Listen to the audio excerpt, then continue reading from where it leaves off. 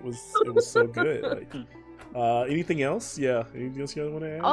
The only other notable thing I have down is that I took the hourglass with me. Yeah. When we went through the portal, in case that comes back. Yep. And that you're gonna describe what the room looks like at the next game. And I will add right now, when you stepped through, last minute, what I basically did is initiative. Zildjian didn't go through.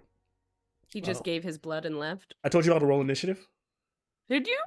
It was a roll of d6 for which quadrant we're going to end up in. Yes, so I've already rolled. I think you rolled that. I have that you rolled a 4. Okay, good. I think Nikki rolled it down. So yeah, I had it as a 4. That's where that. So that means kind of where you landed, and I will be starting today's game describing that location. I just have big yikes in the column here. That's all I know. Yeah. Okay.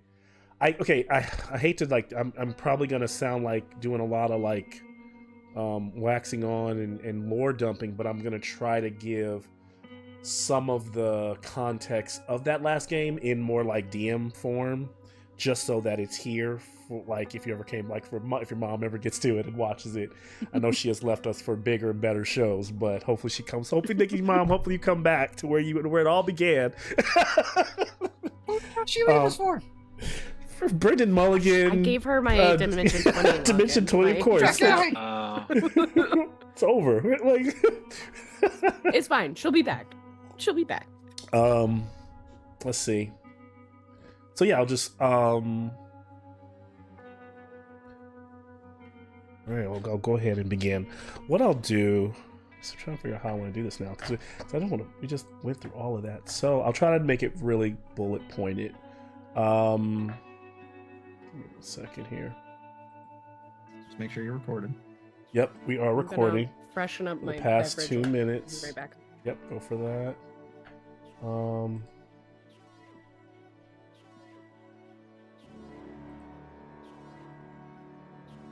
So this game, there was a game between this session and the last, and so to not confuse anyone who might just by chance watch or if the players want to go back and kind of fill in the gaps, I'm going to try to give a recap of the game that was between this. That game was not recorded, and it was in person. And so when we last left our heroes, the Bronze Bullies, they were aboard the Dragon Turtle, riding across Nordos, this great expanse of water, where those who died seafaring go in the underworld, on their way to THEROS. Of course, Sophia holding out the lantern pointing her in the direction of her destiny. And then everything went black, and our party woke up with a ringing headache on the shores, these black soiled shores. The creature was gone. They could see the remnants of it as, like its claw marks in the ground. But they had noticed that they were no longer inside the mighty servant. It had deconstructed itself, and they were lying in the sand and the soil, looking up at the sky, which is just a maelstrom of storming energies, like violent energy, lightning striking down everywhere. It's pouring rain. The ground is wet and soppy, and it smells kind of like sulfur. It's cold though, and they can see the tower of the palace of Erebos. It is an obsidian architecture that is so great. This was not meant for any small mortal to conceive, to walk through it. It is obsidian and like all black and like gold trim. And you can't even see the top of it. It's just reaching up through the heavens in this tiered formation. And then they feel the ground writhing with worms, and then they realize they're not worms, they're like tentacles as they're being pulled down. And as they look out, they see the shadowy figure of Ashiok, and they can imagine that she's smiling even though they can't see the smile, even though they can't see her face. And as they're sinking and all hope is going, there's a bright light, poof, like a burst of flame, a torch in that darkness, and that torch becomes vibrant. It becomes phosphorescent. It becomes this bioluminescent humanoid figure, the figure that they have seen so many times in their dreams, the Dreamwalker. And the Dreamwalker speaks to them. And the Dreamwalker basically tells them that they need to be wise and they need to be strong, because from here on out, the road will get treacherous. Letting them know in so many ways that it can see that this is close to the end, and that every move they make, they need to be bold. He tells them to be bold but not brash, and to and like I said, and just to move with thought, because of the treacheries here. And with that, he is gone, and they get up and they begin to move through this new landscape. And eventually, as they kind of do some searching around, I'm kind of going to hit some of the bullet points here, or the kind of main points, is that Fitz finds a hourglass, and she notices that the sand is slowly pulling backwards in the direction that it shouldn't. And when she turns it over, it suddenly begins to march time back in the other way. So all these ruins that have been dilapidated began to resurrect themselves. Statues began to put themselves back together. Dead bones in the ground begin to lift up, and muscles begin to climb back onto these figures until there are these cerebri, these three-headed dogs that then launch into an attack. The group dismantles them with ease. This is the Bronze Bullies. I mean, there was some close calls where I think Bart got kind of ragdolled, but Telmoon came in and they all just finished him out. And, Kai came and picked up one of these three-headed dogs and tossed it into the abyss. There was this gap between over a bridge, tossed into that maelstrom, and it was destroyed. One of the structures that had put itself back together was this tower, where they learn about this woman named Prospina, who Erebos had kidnapped into the underworld and tried to make her love him. And she was not having it. She was going to try to find any way. She would rather die a million deaths already being, in the underworld, to get away from him, but not understanding that with every escape, she would meet her demise and start over a new struggle each day. And eventually, Prospina became a Misera, or a petrified form, just like we had seen many of the other heroes become in the past. Penthos was the figure that on the dragon turtle that the group had saved. They had brought him with them. He knew the Bronze Bullies. He remembered them. He also remembered talking to his son Proxinos when he was sent into the underworld about what the Bronze Bullies was doing. So he asked, "How are my sons?" He was met with a very snarky response by Telmoon, and he's in a state of suffering and hopelessness, letting him know that his sons were dead. Telmoon didn't seem to like Penthos too much, and I think their back and forth kind of crushed whatever little bit of spirit he had left, and so he marched off away from the group, into Neuronos, into the ocean itself. The rest of the group found inside the tower of Prospina that had been reconstructed a shadow gate. They had learned by the map that they're carrying that the shadow gates are how a mortal could actually move through the palace to its multiple 6 vaults or 6 stages, basically towards the top or wherever they're going. And so this vault, they were told by the map that each vault or each shadow gate will require a sacrifice. This one required blood, something that they have been trying to stay away from, definitely Fitz, this entire time. Telmoon is willing to do it. He's willing to bleed himself just enough to fill the bowl so that they can open the shadow gate. Eventually the party decides that we should all should take a little bit of blood and add it to the bowl, which this does work, and the portal opens and they cross over. I did leave out the portion of the chariot. I don't think it's going to play too much into today's episode. If it comes back, I will kind of go into that. But they cross over and they make it into the 4th vault, 4 stories high, basically. And what they were told by the map here, is that Erebos Palace is too great for a mortal to explore in an eternity. It has 6,000 chambers, halls, and rooms. It stands 600 stories. It has 6 core vaults. In each of those vaults, 100 stories. So they are 400 stories up, is where they have landed. And we will be starting today's session where they will actually be able to kind of witness as their eyes adjust where they actually are. And outside of that, we ended our session just kind of like that kind of final scene with Penthos walking into the ocean and it kind of getting quiet and not feeling like he was drowning, kind of feeling like he was in this darkness, but standing as the ocean was washing over him. That torch came back. And it was the Dream Walker. And the Dream Walker is normally providing a sense of hope, but at the same time in this moment, the Dream Walker also delivers reality. It does not sugarcoat any message that it delivers. And so it tells Penthos that while you are and were a great warrior, this is no longer your fight. It tells Penthos that his tale and his son's was always meant to be a tragedy. He tells Penthos that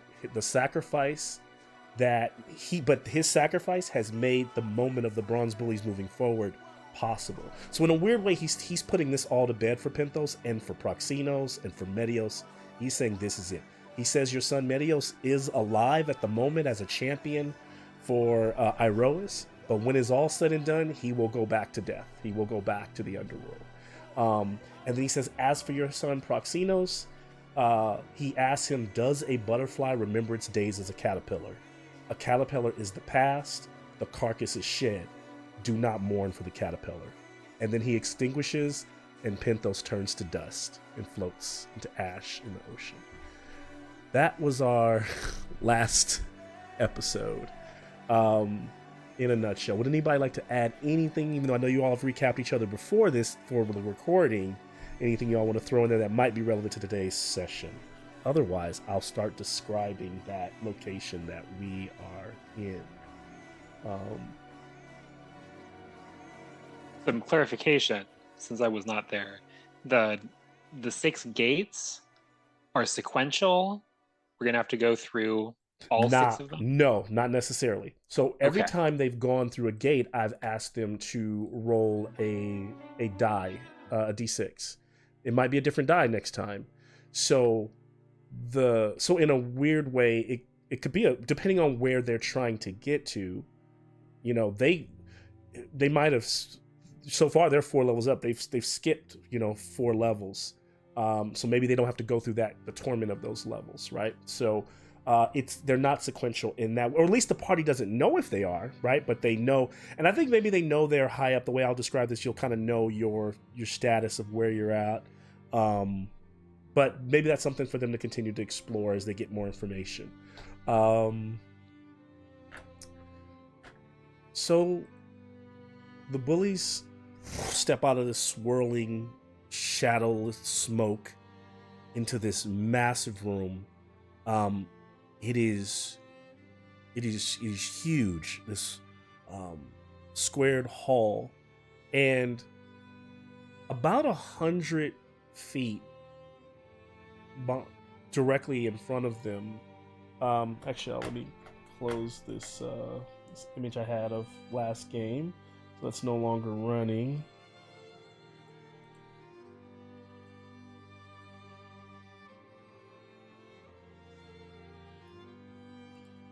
All right, so we can see where, as they step out, they can see these like obsidian halls, the marble, kind of black and goldish marbled floor. These gold pillars stand on the sides of the halls that have these great busts of figures that they don't recognize. There's a stained glass window on the hall depicting Erebos himself, and then there are multiple doorways and multiple pathways out of this room, but on the wall with the stained glass windows, there are some windows that let them see. And looking out, they can just tell, like, remember when they were down below and they could see. Were you going to say something, Sophia, that I need, or Troy? Okay, sorry, I thought you were telling me something. When they look out, they can see, like, for a moment, the clouds open up and they can see far down below. So they know that they're high up in the clouds. And as those clouds close, it's almost as though there is a land of clouds outside, and the lightning is no longer arcing out. They can now just see the pockets of light, boom, boom, boom, like below them, and it's not beautiful up here, but it's quiet, right? And it's just dark outside, very kind of dark, overcast, and gray. As they settle, kind of tired from maybe their fight and all that they've done, and Telmoon risking his life, and moments ago, I will give them some more information on the layouts and the different exits of the room. But I'll kind of take a pause here for you to like kind of let me know how they're feeling, what do they look like, what's going on with the group, and we'll proceed.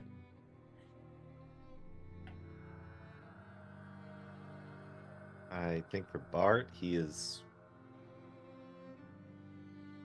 taking a defensive stance, ready for a fight to break out the minute that they jumped through the gates. I think he would check left and right surroundings just to make sure there's nothing that is going to be barreling down on the group. Can I have a perception check, Bart?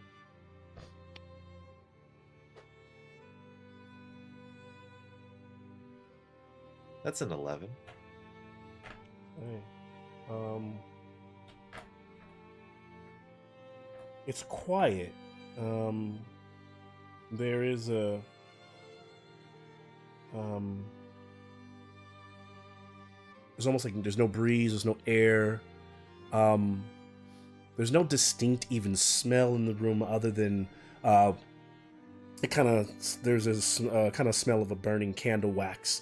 But from these sconces that are very high up on the wall, but they all seem to burn with like a ghostly greenish glow. And this is not a pattern that you see in the room. I'm just kind of using this map as an openness of the space. So you all kind of standing and just imagine that little star is like where the gate you just stepped through. And the minute you step through the gate, it kind of, the rock breaks open and it all just collapses down to dust and there's no gate. It is gone. And ooh, so that's not like we could just hop right back. No and hopping. Video game through all the gates. No. Okay. And so what they do notice is that there are multiple. There's you'll see in. Oh yeah, let me go back to. Forgot I'm in this mode here, but I can Legend Keeper here and show that there are, multiple. You got a spot here to move. They got a spot up towards the top of the room. There's a directly north. So like two directions west, 2 directions east, 1 direction south, actually 3 directions going to the west, to the east 2 directions, and then there's 1 to the north. And I'll say is that what Bart hears is a slight kind of,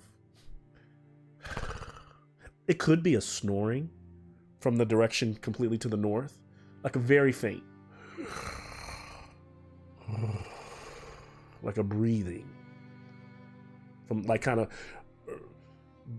sound bouncing through the halls through the halls from the north. The gate crumbles and Fitz has a hyperventilating little panic attack and just plops over and faints.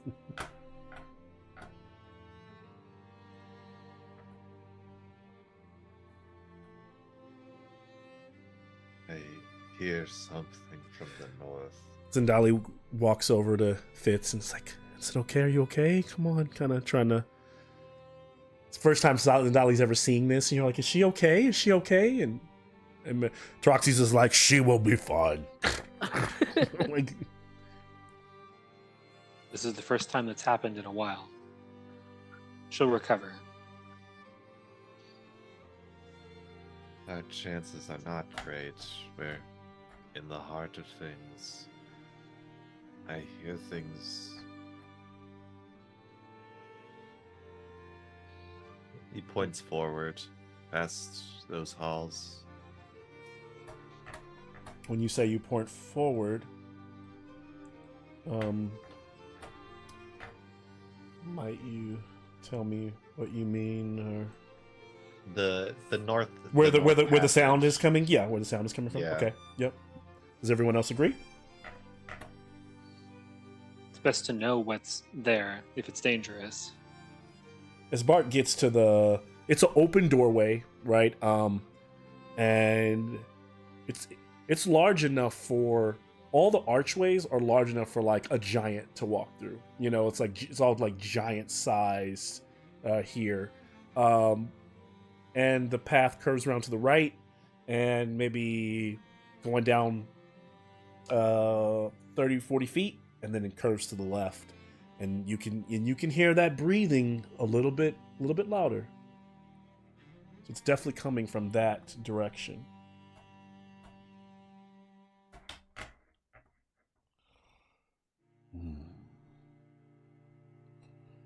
Who knows how much we have to fight through to get through.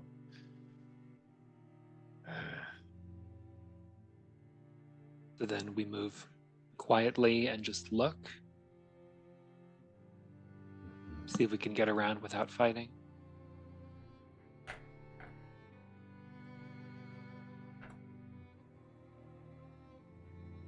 So they will take a look. Okay. And a stealth check to do it Stealth. quietly. Yeah. How many are they all gonna go? You know, it's a big group. So how would you like to maybe tell like the slow folks to hang back for a second, or do they all want to kind of just Scooby Doo it down the hall and peek in? I feel like we have a Bart lot will more go. disadvantaged stealth people now than advantaged. I mean, Bart can do this. I believe in him Okay. We have so much confidence in you. so much. Bart, you're going alone? And I mean, I imagine that they're not far behind, but are you, like, what I'm asking is kind of like, is the whole group, like, if you had to sneak up to the where the room entry at least is, who's with you? Who's hanging back? Or is the entire group going? Or is it just you? Fitz Bart is looks still on the back. floor catching her breath. Okay. And you can also say you're going with someone who's not here. Like if you say tell Moon or whatever. If you think It would that be person, Moby. and if I think that person would go, it would be Moby. Okay. It would be Moby. Nick, did you ever succeed with the bardic inspiration that I gave you last session? I recall? did not use it. I don't think. Because you're allowed to use the inspo until it succeeds. Okay. Because I think I was planning to use it for initiative, but I retracted that and I never used it after that point. Okay. Okay. Sophia's going to pick Fitz up. Zendali says, Bart, can I come with you?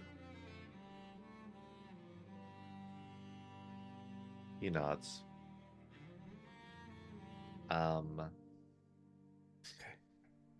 I can be stealthy. I mean, she's an Archon, so she's she's not going to slow you down necessarily. He's not a straight up Okay. paladin. Yeah, she's not like marching around in a bunch of armor. Yeah. Okay. Bart is. So Bart is rolling with disadvantage on this. That is a 17 on my stealth check. Okay. As you walk, some of your armor creaks. Zendali like kind of touches in her hand, lights up, and you can hear like an audible. You can hear the squeaking of it just kind of quiet down as you move. Moby is making no noise as he kind of like clears the hall. And so as you get to the space in the room, you see Bart, you and Moby at the far end of this grand room, this large giant of a humanoid figure with like a kind of like bluish skin in armor that you have at this point fought enough of them to realize this is an Archon, with a heavily pelted like cloak, and this Archon is chained by these golden chains to these big obsidian like pillars, almost like kind of like Samson style, but like I mean like he's just hanging in between them.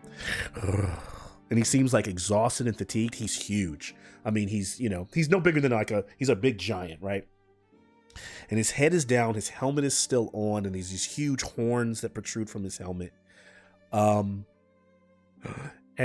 you hear an audible gasp from Zendali.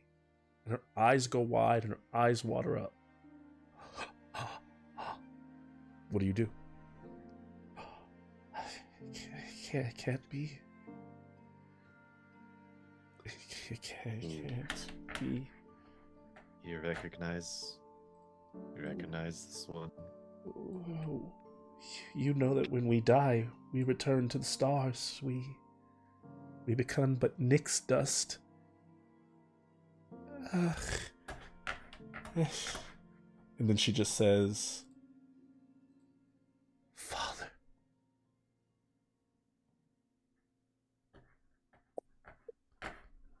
What do you do, Bard? And she begins to start to take steps forward because, she's suddenly like in this kind of trance, and she's starting to, move forward. So unless you're going to stop her, she's beginning to kind of move. Father. Hand on shoulder. She kind of flinches and like kind of moves her. She kind of like, for the first time ever, she kind of pushes your hand. She doesn't like do it like in a it's aggressive enough to be like a reaction, but it's not in a form of anger, right? She kind of throws that hand off and looks at you like why are you, what? Kind of almost like snapping out of it for a second and looking at you like, what? If you go in there and it's an illusion, it's not real. I must talk to him. I told you, he knows the trigger. The sigils that the Archon set inside Depota, the Great One, Phoenix, as you call him. My father, I just thought I was looking for the artifact to... He's here. And do you think that they'll leave something like someone as important as him unguarded? No trap? This is a dangerous place. We've entered into the heart of it. You are right. I will die for this if I have to. You should stay here then. Or do you have another plan? Looks over to the rest of the group. We need to let them know they might be able to do more. You realize like this to go back to the group and tell them about it. You can tell in her eyes. You got to convince her to go back with you. Persuasion. Yeah. Persuasion is also at disadvantage. By the way, do you count that stealth check as succeeding? Yes. So I did use inspiration, so you could. Okay. So with your ability, you could give it to someone else. You would have to be within 60 feet of me for me to bounce it. Okay, that's. But thank you. All right. I'm glad it helped you. It did help. That would have been way lower. Bart is disheartened, so he's making this with disadvantage as well. And also for the sake of Zildjian, who was Ron's character, Zildjian, you notice when you all stepped through the portal, Zildjian did not come through. So I imagine that he stopped just short and decided to stay on the shores, right? And he did not pass through. So there's not a centaur with you. Another centaur. Yeah, there's not another centaur with you. That's a 16. She says, what do you tell her? In addition to what you already have, is there anything else that kind of might put it over the top?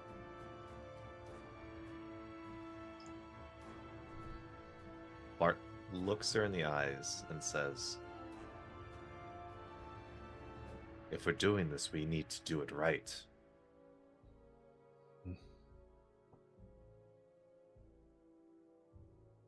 If you say that everything's at stake, why throw it away rashly?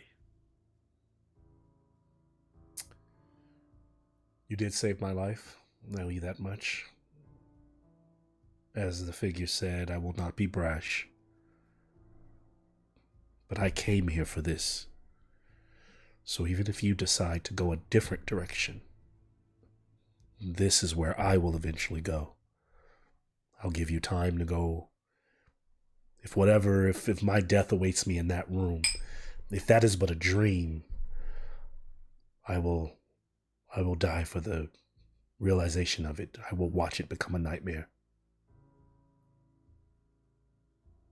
And she starts to walk back with you. Mark would simply nod and follow back.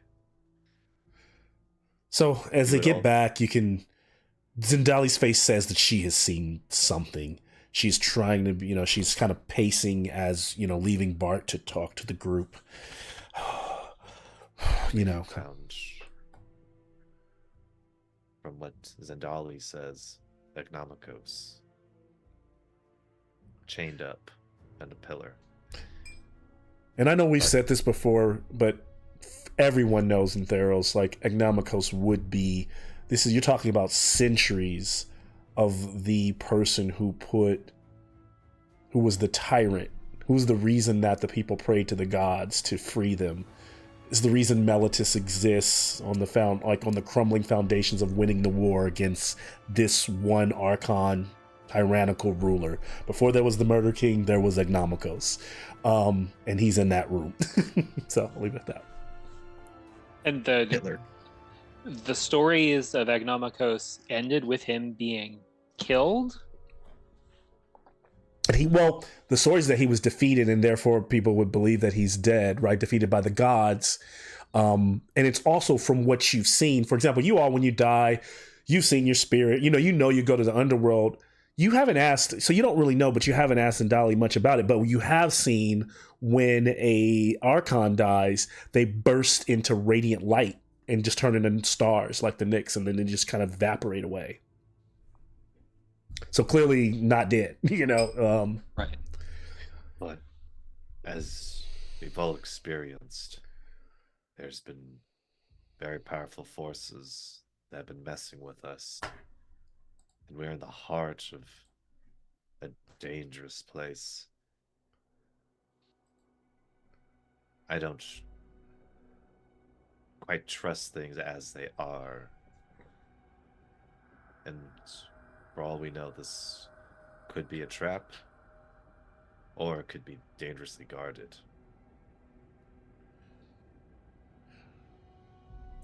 Zendali's heading in there regardless. But has waited for what we would do. She sputs in. Remember, I asked you when you saved me. I told you that I'm trying to. We have the same goal, and so I am trying not to just be emotional, but there's a chance that, whether that's my father or not, there's a chance that I can find out more about the access to the trigger, and reminding you of the glyphs inside the body of the god beyond the Nyx, and how she needed that proper artifact to ignite that radiant energy and destroy this, or like at least weaken it. So she shares that in quiets. I think we all have mixed feelings about that figure, but I have two important questions for you. First, if freed, what do you think he would do?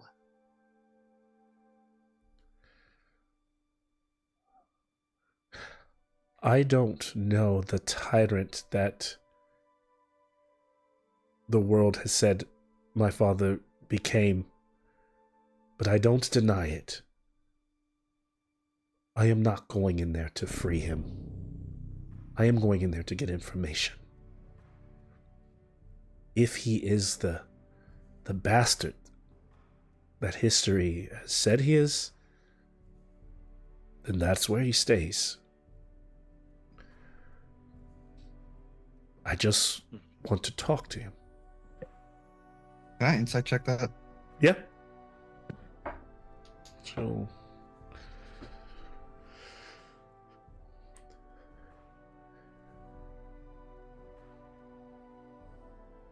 Okay, so because of the exhaustion mechanic, I mm, am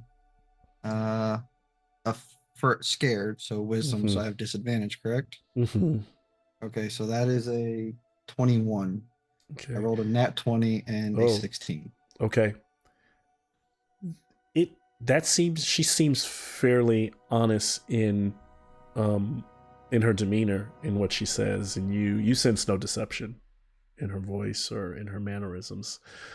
Um, Nothing gives away anything that you've seen, that from having conversation with her up until this point. I understand if you I don't want to go. This is not your mission.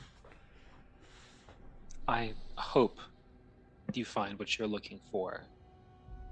If you'll allow me, let me help you to make sure. And Persis is going to walk forward, uh, draw forth an ointment, and speak over her as things descend upon her vision and smears on her eyelids as she casts True Seeing. Okay. Awesome. It's a big spell. Took me a second to process that. Wow. I'm also Me going. too. Sophia's going to attempt to wake up Fitz. I don't think Oh. Sophia's actually seen Fitz faint, Yeah, I don't know. because her introduction was the Phoenix fight, and she hasn't fainted a lot since then, if at No. all. Like the more we leveled up, the less I was doing it. Thanks. Sorry, I'm so on edge. This place just freaks me out. So she looks in the direction of the room, being able to see Agnomikos from his core all the way through his being. It is no illusion. He is in that room. She sees no traps. She does see. She didn't make a roll for this.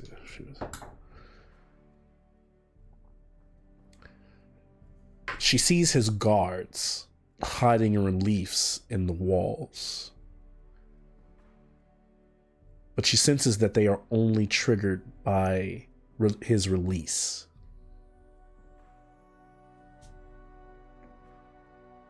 And she shares that with you all.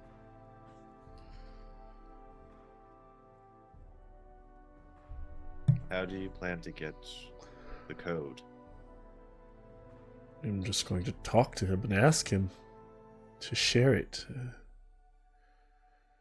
My father, he would not have started this plan to have glyphs carved into the petrified one if he did not. What was that? If he did not. Oh, this place is awful. He would not have done that if he did not. If he didn't have a reason to, which means that he did not trust Depota, even back then when he was supposedly sent on this mission to Theros. You have to also remember, he went to Theros and never came back to establish his reign and rule. I want to know why, and I want to know where the trigger is. All I can do is ask him.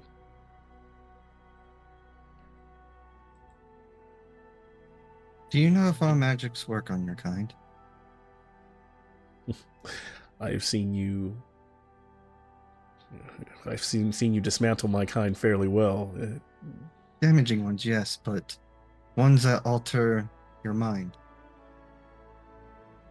Bring forth words of truth. We are all made of magic. We are all made of the Nyx, and so the Nyx interacts with itself, and so magic, yes, it works. Then I have potentially a way that when he speaks, he does not lie. Then will you come with me? Sophia starts looking at all the dark corners around, expecting to see a face. Yeah, I guess. I mean, we have to keep moving forward, and if this is one of the obstacles in our way, we have to do it. Sets Fitz down. Will all of you be accompanying us, or just a small party? Well, I think we could all contribute somehow, don't you? I think it's best if we all stick together, just in case. If we do get split up, we're not weaker. Hmm. Agreed. Stand close by me.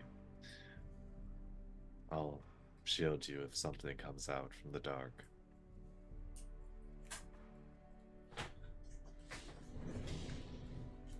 Okay, so they will all proceed into the room. I realize I don't have a visual representation of Agnomicos, but I will use just to give you some representation of kind of. I'm sorry, I realize I'm not talking into the mic. To give some visual representation of kind of his size and stature. Just do the Nintendo effect, master hand it. What is that? It's just gonna drop like a bowling ball. Just so you can see how massive this guy is. Oh, there. Okay. I think I would die if you just like slam down like a Smurf mini on the table. This is a little guy. Here you go. These giant obsidian gold chains on the back of Papa Smurf.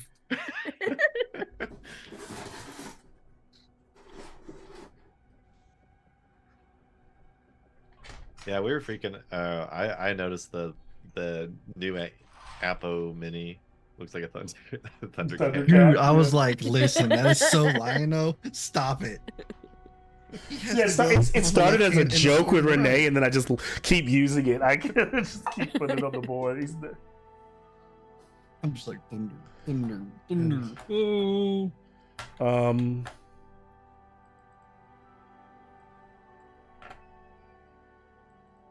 Oh damn. I mean, he's not the biggest person we fought, but D ain't no Yeah. Papa Smurf. No. Humanoids, for sure. Yeah. Old motherfucking person. And so he's kind of breathing, and as she walks into the room, she eyes the corners. She's looking to where the guards are. She sees no movement. As you all are kind of on edge, nothing jumps out. No attacks come. And as she approaches the figure, his head realizing he's not even sleeping, but just kind of slowly breathing from the fatigue of just kind of being hung close enough to being like almost on his knees, but taut for the chains, taut enough to where it could be no true comfort in this position. He slowly raises his head. And she says, Father, Father. And she's kind of lost for words. Says, are you truly the tyrant that they speak of you to be? And he raises his head, and he says, daughter. And he kind of looks off, and he's like, after ages of wondering, I realize why the bastard Erebos kept me alive. And she doesn't seem to know what to make of this. And so she continues, and she just says, listen, setting aside my personal strife with you, Father, the safety of the Archons and all of the beings in this realm and beyond are at risk. We must activate your original failsafe, the glyphs. How do we trigger the radiant fire within Phoenix, within Depota? I need him to make a charisma saving throw. I'm casting Zone of Truth at that moment. Okay. Before everyone started talking to him, I would have like leaned over and whispered to, what is her name? Zendali, and been like, wow, he just looks so small and tiny in those chains. I bet he's not intimidating at all. And cast unsettling words. Okay. So that he has to take a D12 off of his next saving throw. Okay. So he got a dirty 20. Saving DC is 22. Okay, so he fails. On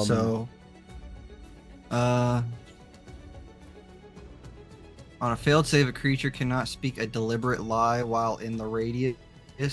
He ain't going anywhere chained up. You know whether each creature succeeds or fails on the saving throw. So I know if he failed or saved. Obviously he failed. Mm-hmm. So whatever he says, Sophia has a comment afterwards. You said Sophia has a comment after what? After he speaks. Oh, after he speaks. And so he says, answering his daughter's question, he says, it requires a very specific word and an action in any order. But there's more you must know before I share that. Allow me to recount. I have been here a while, speaking to no one. And he says, in the world, kind of looking at her, she goes, looking at you all, and goes, in the world that we came from, it was once ruled by gods like THEROS. But those gods were replaced by only two. Techne, or meaning the art and skill, and logia, the study of knowledge. Their world mechanized, and they killed their gods. And for the first time, the archons, being made to serve the will of the gods, had no masters. And so, we took to the stars. I imagine others found many other worlds, but we, the archons of Depota, as we would soon be called, under my leadership, discovered the petrified dying god. It was unrecognizable. He told us he was Depota, the name of a lesser god of the storehouse. If we would have known the truth, I would have left him to die. But I believed him. Though I had some concerns, he asked me to seek out the other gods who had fled the world. I decided to do as he commanded, to take a fleet to the stars, where he opened a portal with his last power for my fleet to go searching. But not before I decided to start the inscription of the signias in a group of trusted individuals that I have continue that scrying and carving of those glyphs over the ages. But before I left, I will never forget that Depota commanded me to do something very strange. He broke off a piece of his petrified form and made me ingest it, putting it deep in my belly, so that he could live within me, so that he could be behind my eyes. And so I did, leaving you, daughter, and your loving mother, Syra. I know you were just a babe. And then I discovered THEROS. And I found the gods, who were already wreaking the same havoc they had wreaked on our world, Cerebos. And I knew such cruelty would bring about an apocalypse like it did on our world.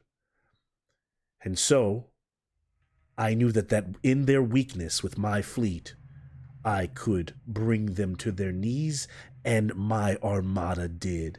And shortly thereafter, I realized that I was the god here, in this new place, in this new land, chaining the Titans within the coffins, attaching them to my back, wielding their power as my might. I was the savior for Theros, and for a time, Theros did love me. Great civilizations were erected in my name, and there was no reason to return to Depota. Yes, I missed you, daughter, but I knew something was wrong with him. And so, in my selfishness, I cannot lie. I was caught up in my greed in this new way. And so hundreds of years passed, and I seeded many children throughout Theros. Many a champion have descended from my bloodline, as he smiles and looks around all of you. Almost like saying one of you could be. And Zendali kind of, and you all can welcome to break in as he's kind of speaking, but Zendali breaks in and she says, and over that time you became cruel. Yes. And he says, I have always done what I had to do. The Archons, we have always followed the commands of gods, and that has required us to be cruel. And so for the first time in all of history, I was being cruel for my own desires. Everything I have done in the name of another god has been cruel. And he starts to rattle off like the legions and cities that he sank, and all in the name of other gods in their other world. But with all of that power, you could have made a better world. In hindsight, maybe. But for the time it was the better world. It was the world for the Archons.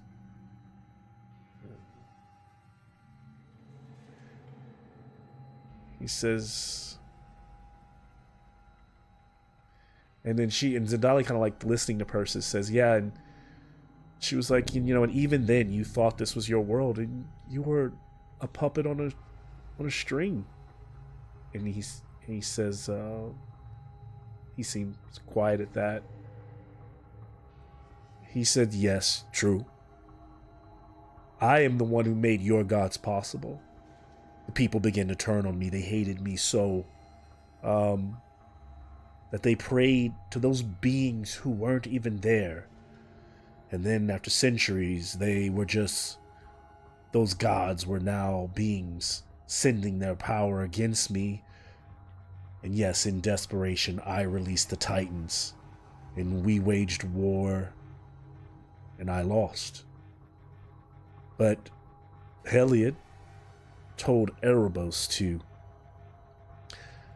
keep me alive, to chain me here, to tell the world I had been sent back to the stars, but to torment me. And this is where I have sat. And then Erebos began to kill off my offspring, hunting them down. But they are not being half Archon. They had souls, and those souls came here.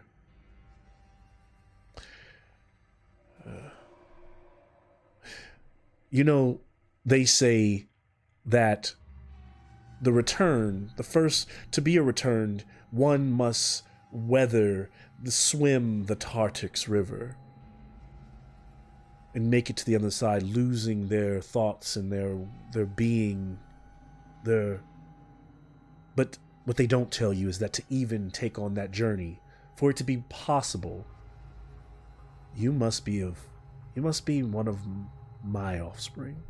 Every return that has ever made it across is a descendant of Agnomikos. And he kind of pauses there in case anyone responds, but Zendali's just kind of... I've killed a lot of your descendants. You said who's killed Erebos? Sophia has killed a lot of his descendants. Mm. What purpose does your torture grant Erebos? He's not here. Yeah, I think I, for the longest, have not understood that. But I think I'm beginning to.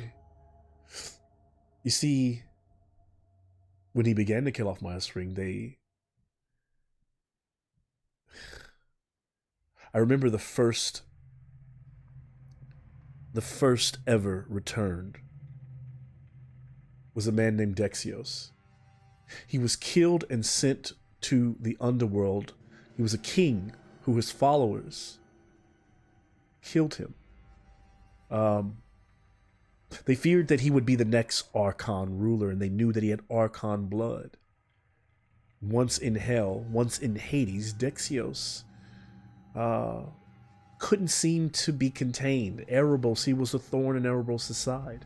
And when he found me, I told Dexios the secrets of who he would become and how he would escape, because I was beginning to have visions. And at that moment, I regurgitated the stone in my belly, passing it to him who swallowed it.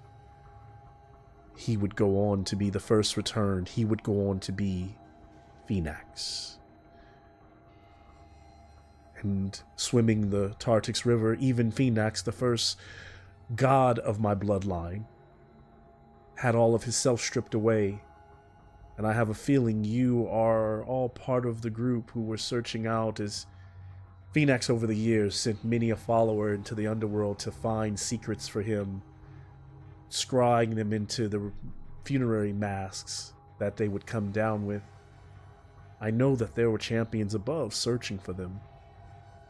For you to be here, you must be those champions, or at least some of them.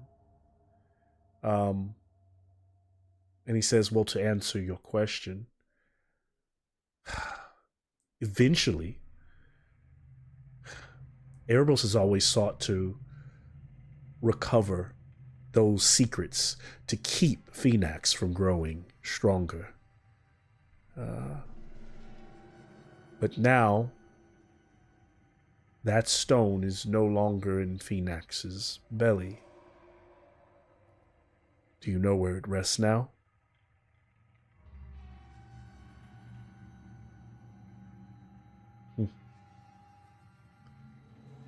And Zendali goes, Thraxes. Thraxes is like my father. He bears the Titans on his back, connected by chains. Yes.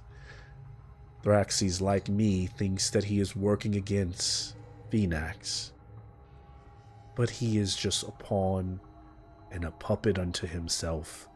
And when the time is right, Phoenix will take that power from him and use it for his own device. And the reason I believe, to answer your question, Sophia, that Erebos has left me alive is to share this with you, and to simply share with my daughter the words that will hurt the god.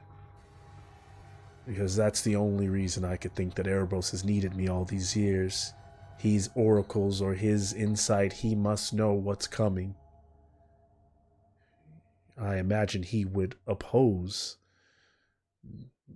Depota more than even the other gods, as with Heliod gone, Erebos has always wanted the world to be one vibrant galaxy of death.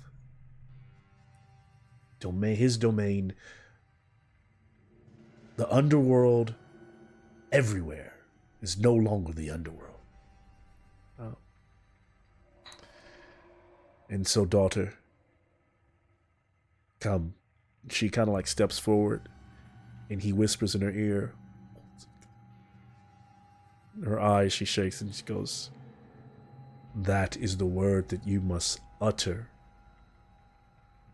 You must be able to see Depota when you utter it. I told you that it would be 2 parts. So utter the word. And then she looks to you all and says the second part would be to kill Ignomikos. Ignomikos must be dead when the words are uttered. And it can be in either fashion, so you have to kill me now if you want that power. I am ready, daughter. Anyone else? Any other thoughts? Or any other actions? She...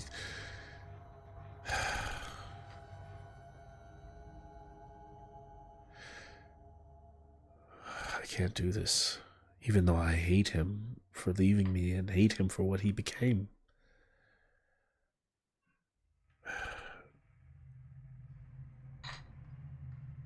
He just needs to be dead. Is that it? His death is the action we need? His death is the first action. That sets it in motion. Then when I can see Phoenix. I'll ask a question to him. And it's the same question Persis asked her.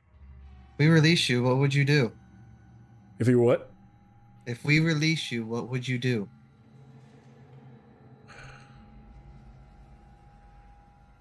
I have no armies. I have no way to become what I once was. I would want to get my hands on Erebos. I would want to kill a god.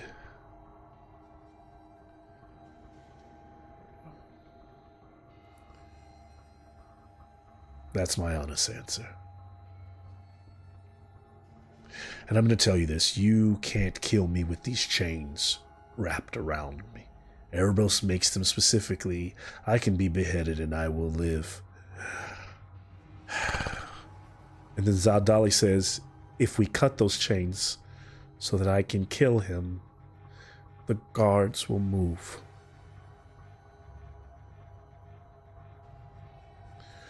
We can kill him later. I can't even believe I'm saying this. He says, that's just the you and me, daughter. I'm proud of you. Sophia, there's something that you had in mind for asking that.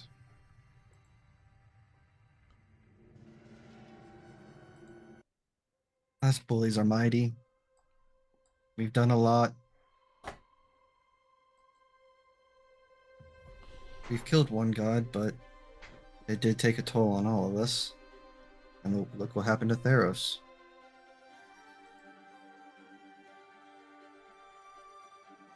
Looking at her father. This is a being of great, immense power, even if it is drained.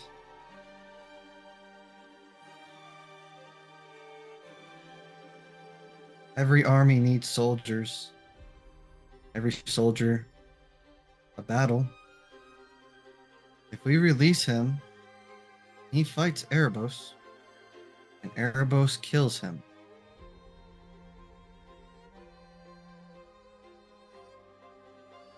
He'd be doing us a favor, also weakening Erebos for us, occupying his time.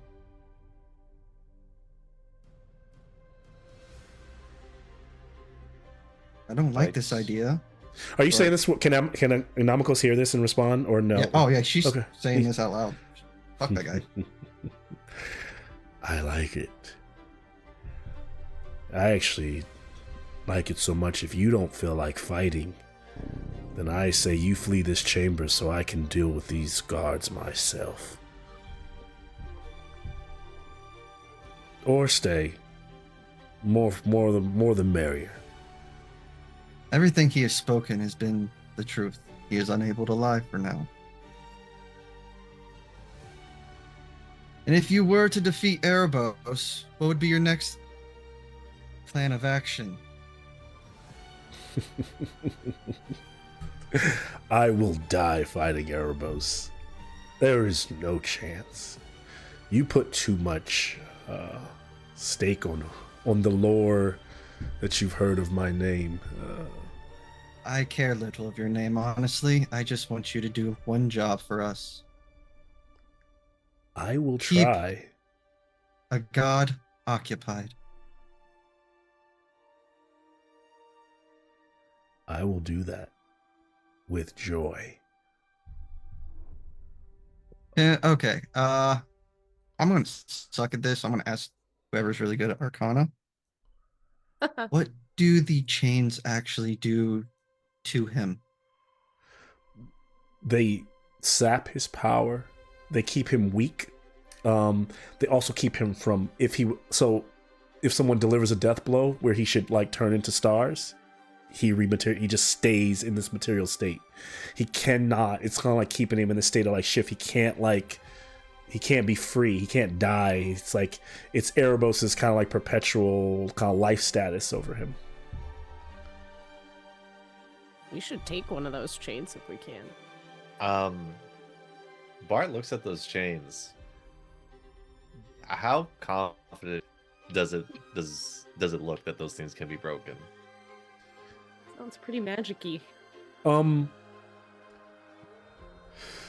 They would take some swing in there. They're magical chains, but you all have magical weapons, and so therefore the weapons will do damage. I say they're hefty, and so on average with the kind of damage, let's say like a Taroxy's kind of damage, 1 or 2 strikes might, at least from the way they look. So we could all like split up and take a chain. He's got like what? Arm, leg. Arm, leg, and then a smaller ones that just make him look intricately like hung, like from his neck, from his shoulders back. But I'd say the arm, and the leg are the strong. Those are the big ones, right? Those are the hefty chains. Be bold. I have a This is quite bold. dumb plan, which will fuck my character up a bit. Oh, great. Yeah. Are we ready? Before doing this, Sophia's gonna kind of.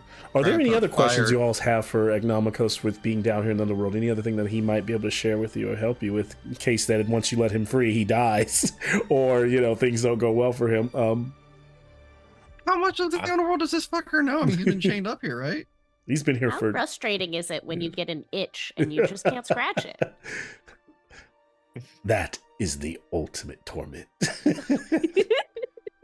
I can only imagine. Where can would you tell Erebos? us- Oh, go ahead. What can you tell us of the Titans that were previously released? It appears that now Thraxes is sapping their power. Well, Thraxes thinks, as I did, I was able to use a bit of their power, but really, it was because of the stone in me, it was being channeled. Greater strength was being channeled back to Phoenix. I suspect the same play is being used on Thraxes, who thinks he has enough power on his own to defeat the god. He is walking right into Phoenix's trap. And he's saying this not knowing that, that, he doesn't know if this is a play, but he imagines that's just something that, because it's something that he might have done as, as an Archon. The only reason that he didn't go back to fight maybe, Phoenix is that he had a world to control, and thus Thraxes has the same thing, so he's just simply trying to defend his reign. Fitz turns to Kai and is like, sometimes our parents are imperfect people. Trust me, I'm not a huge fan of mine. You're not so bad. They're just so boring. Sophia will ask him, Erebos takes prisoners personally. Where would he keep them? Prisoners, where would he keep them?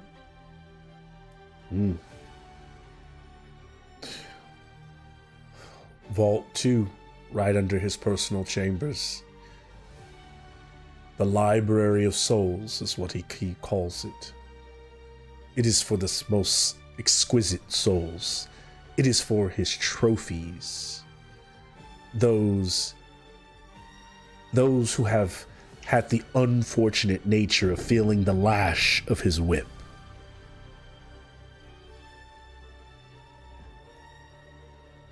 Do you know how to get into this vault? I know that there are shadow gates on this floor. I have never seen them.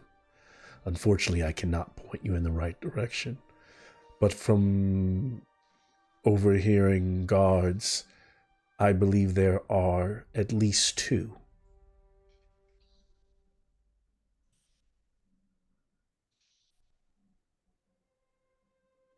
We have 2 more shadow gates that we could potentially go through.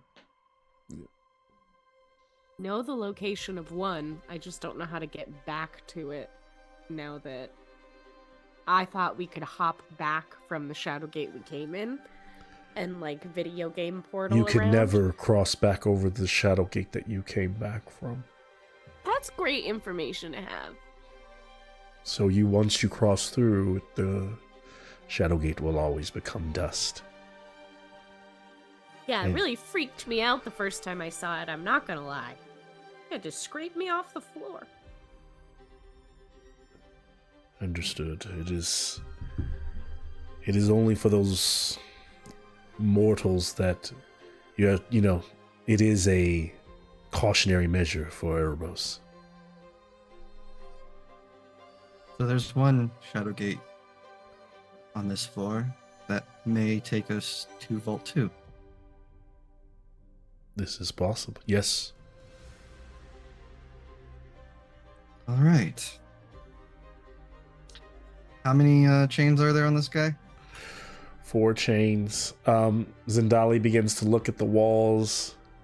I don't like these figures. They are dreadful. Can you point out the number and where they're located? There are 2. Horned, tall. She begins to describe them. Can everyone give me a history check? All right. I got Everyone? Yeah, anyone who's in the room was listening to Zendali. This is dumber than shit. Okay. That's a 8. 21. Okay. So Sophia is listening to her describe Fitz. I rolled a 19 and a nat 20, Okay. and I have a plus 3. Fitz Persis. It's bad. Okay. Yeah. Fitz and Sophia are hearing Zendali describe Nightwalkers. 2 of them. You like that? Awesome. You like that creature way too much, Mal. That'd be the 4th. That would be literally 4 we've come across with in your campaigns. Only 2. You only come across 1 in this campaign, right? So this is this is her sharing that she thinks that she's describing what these things look like.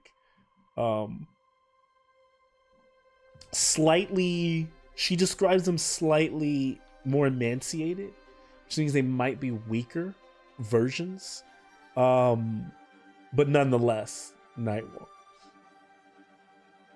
Awesome. I mean, it only makes sense. You're literally going to the source of where they come from now. Like, so they They're going to be more frequent. yeah. Yeah. Hooray! well.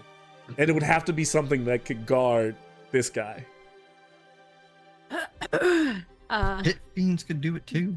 Pit fiends too. Well, Bart gosh. walks over to one of the chains. Are we ready? If anyone has an objection, please speak it up now. We also is don't only- have to kill this. I'm gonna do a. Who would might say this? Maybe no. Taroxis would never talk to you like, let's do it. So That He would Talmud be would down know to this, so I have kill every no time. way. Yeah, Zendali would probably be the only one to say that, like, we could continue to search and find the other things you need, and always know where to come back and come kill him. Then that is an option. I do enjoy the distraction aspect of it. Okay, And I mean, come back to free him then. But yeah, I potentially have a way to maybe regain some of his looking up at him old stature. So he's not such a weakling.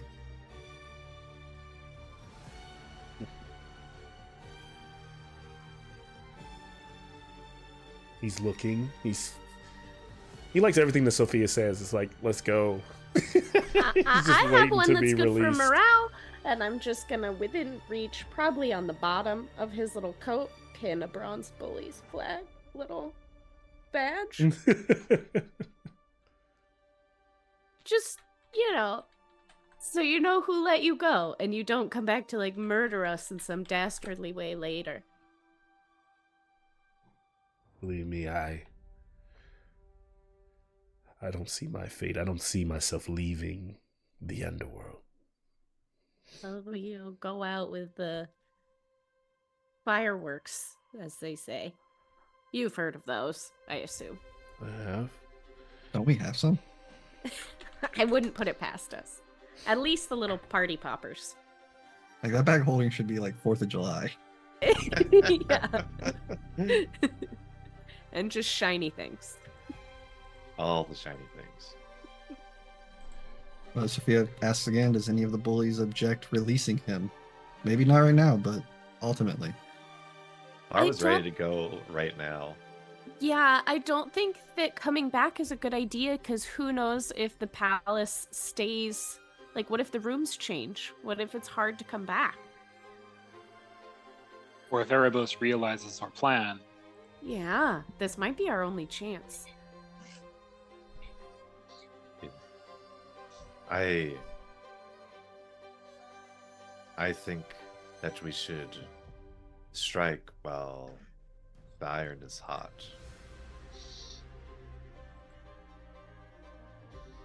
Speaking of, the only magical weapon I have is this bow. Do you think I could, like, stab it with an arrow? It is a god weapon. That's gotta do something. I think Sure. we have enough of us who can destroy these chains. I feel like if we each split up and tackle one chain in groupings and try and do it all at once, then we won't have to deal with breaking chains while being attacked by the Guardians.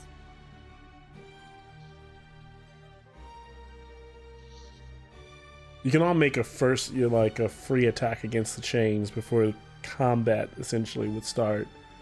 Are we breaking the chains that are on him or connected to like the walls or pillars?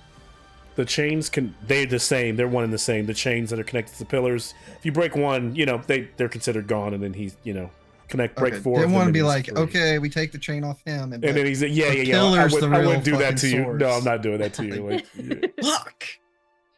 Okay. Alright. Right. All our big melee guys are. That's another reason why Zendali was like, we want to come back later. 'Cause, like, We gotta Well, split those boys up. Like, for what it's worth, Persis is going to slap together Or you the mighty can- or you serpent can- gloves, and they kind of charge up. yeah, virtual. We There you could go. like you can grab a character and run like Telmoon and Tara. If somebody wants to run those characters, you can. I'll allow that, but for this. can Moby get sneak attack on a chain? Is this something that he could lockpick? I don't think so. No, there's no I was gonna locks. say, that's Okay. a godly lockpick set. Yeah. Who knows? If you have never asked. yeah. You gotta figure it out. Okay. We have. Oh dear. I mean, I'm Okay. either casting spells or I'm doing a really weak ass like attack. Yeah, that's my. Yeah, I can shoot it with a bow, or I can try to shatter it? Well, I mean, you got sharpshooter, right? Yeah, I think so. Yeah, you could definitely make it hit harder. Yeah, like you. Oh, that's smart. That's smart. It's a chain. Like unless you roll a nat 1. And I these wouldn't things put are it not. past myself. Yeah. I was gonna Not ask, would moving. a 23 hit the chain?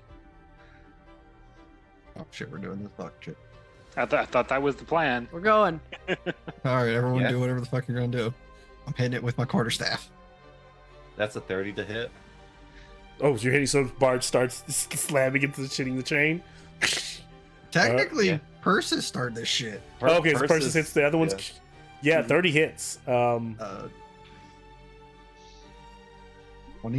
to hit. And 23 was a hit.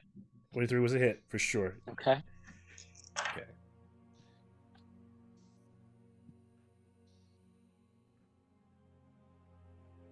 Does the type of damage matter with the chains? It doesn't unless your weapon's magical, so it doesn't matter. Yeah. Okay.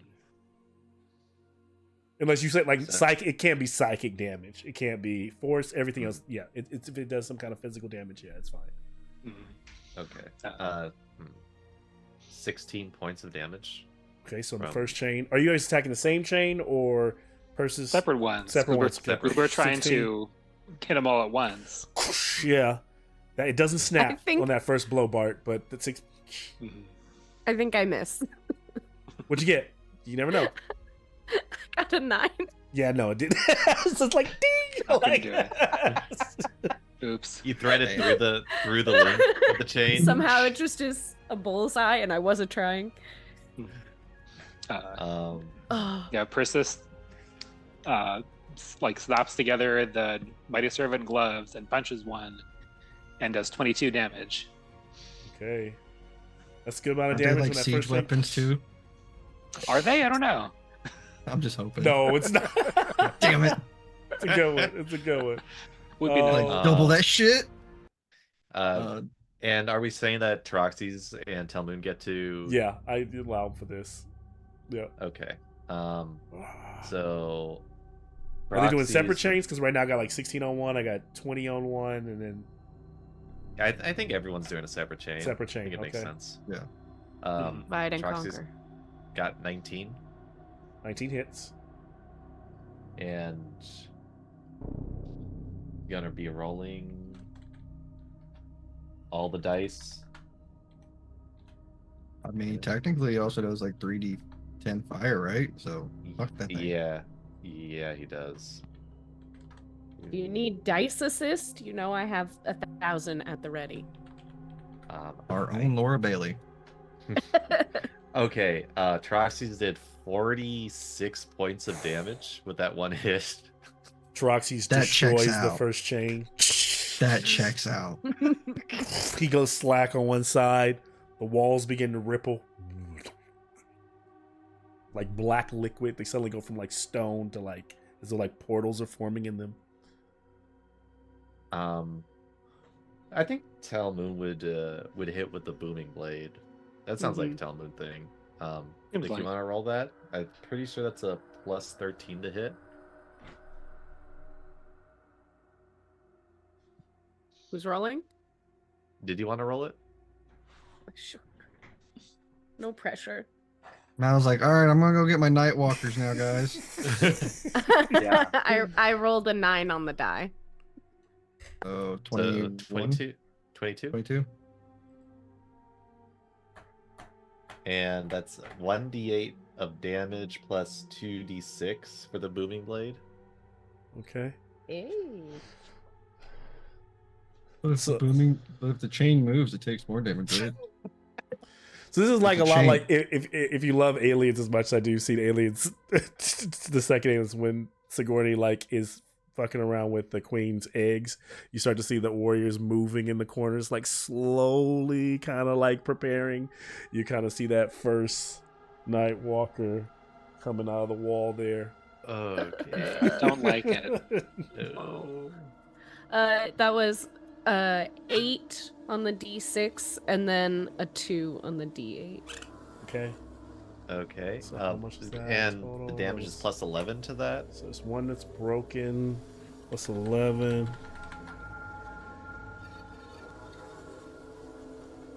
Just give me the total. I'm not doing good math right now as I'm doing other things, so just let me know what that was total. So So you said eight and a 2, Eight. right? 8 and a 2, so Oh, 10, 10. plus. Okay.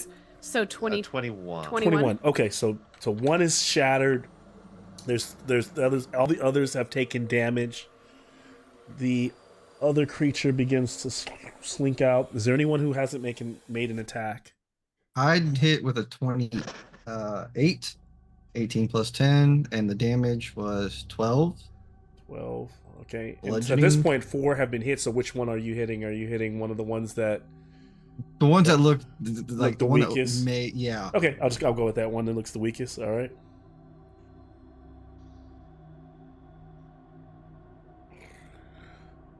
Step in. He's like large. Like one is like a deathly, like a pale, like the pale horse. The other is just pitch black on these hooved feet. These emaciated, like skin and bone creature. These large, like ram-like horns. Faces that have no eye, but just kind of almost like it would have been like a cyclops, but there's no eye inside of that socket, and no real place for a mouth. Long, elongated. They begin to move so sinisterly and elegantly towards you all. Really, because it looks like we're fighting venom and anti-venom. What'd you get? We're about to get our ass kicked. It does look like that, doesn't it? All right, half of the bullies fight left, the other half fight the right. What was the damage? I don't know. Maybe I didn't get your damage. What was the damage, Sophia? Was the bonk? 12. It was 12. Oh, total so for the 12, the weakest bonk one. didn't do anything. The bonk didn't. Yeah. Chling, Brink. ching. And so I'm not super strong. as this is happening, the creatures move in. Let's roll initiative. Yeah. Oh. Initiative. Out of curiosity, has it been would 24 be- hours since the Heroes Feast or no? When I don't did think the so. feast happen? When did you do the feast? Was that the episode where you were on the shores, or The before one, It was my last before episode. I that. was that? a Before part of it. that, it was in the. You did the heroes feast when you were out in the campsite. mansion, right?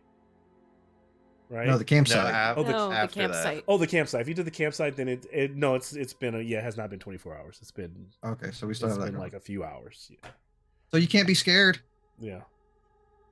Like the frightened effect Plus- can't happen. Oh no. Well, that's a 9 on my initiative. Yeah, I rolled a 5. I got a 19. Yeah, Cruising. that's about a 7. Not great. 7 for Persis. Bart, what'd you get? A 9. Not cheese, you guys. Sophia. 19. Okay.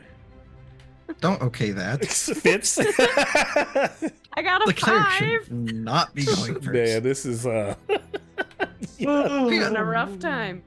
We got 3 chains to fucking break now, damn it. Some of us have disadvantage on decks. So as you all are trying to like set up to the creatures kind of like huff, they move forward, they rush in, and you're surprised at how fast they are. And they, before anyone can do anything, they long fingers loom over, but they turn towards Ignomikos and they grab the chains and yank him, pretty much just yank him off the wall. And he goes slamming down as you all like jump out of the way. His body like slides across that cold marble. And like almost like they yanked him like he was like a jail prisoner and threw him on the ground. And then they stand there and they look over him. And now, because both of them were higher than all of you, it would be Sophia. But Sophia, you notice with their action, they are literally now backing away, going back towards the obsidian black portals in the walls, and leaving Ignomikos there. And they are not attacking. Does he Hold look up. dead? He gets up. He's like, back here and fight, you cowards! I want some bloodshed! And they just continue to, on those hoofed feet. Erebos commands it. And they go back into the wall.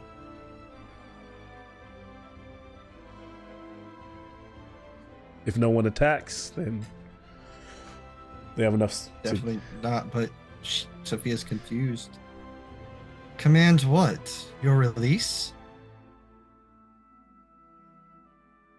It would make sense. It is as my father said. Erebos kept him alive long enough for this time. They've listened to everything we've said in this room. Erebos knows my father can't beat him. But he knows you are here to defeat Phoenix? Is Erebos using us? I don't think I completely understand. But Erebos commands it. Fuck Erebos. I will kill him when I get my hands around him. How dare he not give me all his might? I am no child. And he starts to kind of destroy pillars in the room. So are the chains still attached to him? Or are they No, the broken chains off? are broken. Agnomicos Okay. is free. That's where Sophia becomes stupid. Getting like in front of him, she's going to try and like ask/egg him on by stating, you talk a big game, but is there any fire left of the Conqueror in you? The I should Titanic crush you ruler. for asking such a question now that I am free. I have bled your centaur kind. I find you to be just as bad as the Leonins. At least they were easier to enslave. I'd be a little bit more difficult than most centaurs, plus the bullies are here. Father, stop it! And then Zendali shuts him and he kind of looks at her and kind of like catches himself. Kind of remember like who from you're- going into rage. But remember who your real enemy is. The one that put those chains on you. Yes. This could be your only shot at actually fighting him. Yes. So I ask you again, is he in there? We're going to find out. And I'm assuming that the chains did not replenish his stature, so Yeah, no, he's not I'm like go- 100%, but he's, yeah. Yeah, I'm going to do mass heal. Okay. He gains 700 HP. Oh, shit. Well, he's 100% now. He's... he kind of lets out this, like, roar. And then, you know, kind of pummels the walls, those black walls, even though those creatures haven't come out of them, breaking, like, kind of shards of marble fall off. I need a weapon. But I'll do it with my bare hands if I have to.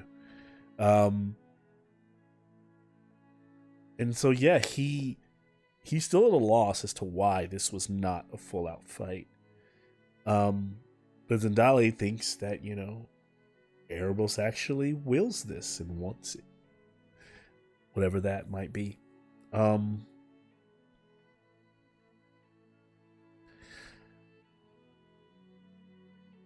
Well, I'm an unwieldy addition to this group, but... Where to now? We need to get to the upper levels. I need to get to Erebos' chamber. We've barely explored this level. We only came Sophia, to. Where does your lantern point? What's a... Kind of weakly standing now. She just holds the lantern up, arms kind of trembling, shaking a bit, waiting for the light to point the direction they need to go. And as Sophia holds it up, It points kind of southeast. Well,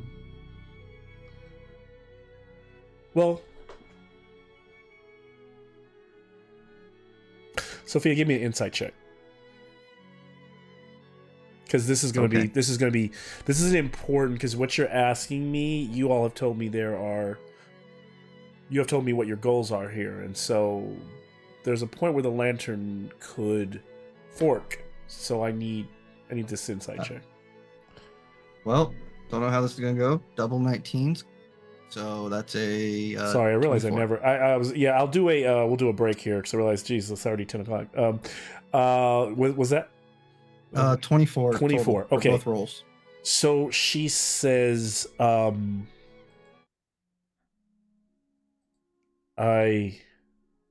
as she's kind of holding the lantern, what you realize, Sophia, is that you all have stated very clear goals for coming to the underworld. One of those goals, for sure, of course, it's to save the world. And so, but the lantern is somewhat, she gets the sense that the lantern is somewhat torn because of multiple goals within the group. It definitely points, it's pointing towards one of the walls, which is like, actually, let me make sure. It's pointing directly to the east right now. But Sophia can sense that that feeling is pointing directly to the east is because, specifically, she wants to find Zen. But she noticed that the light flickers and also wants to go south a bit.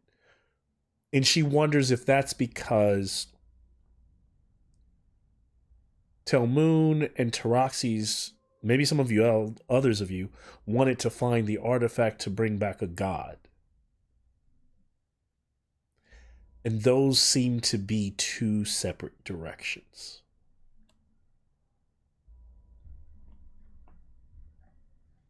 Sophia, do you want me to see if maybe I could talk into Zen's brain?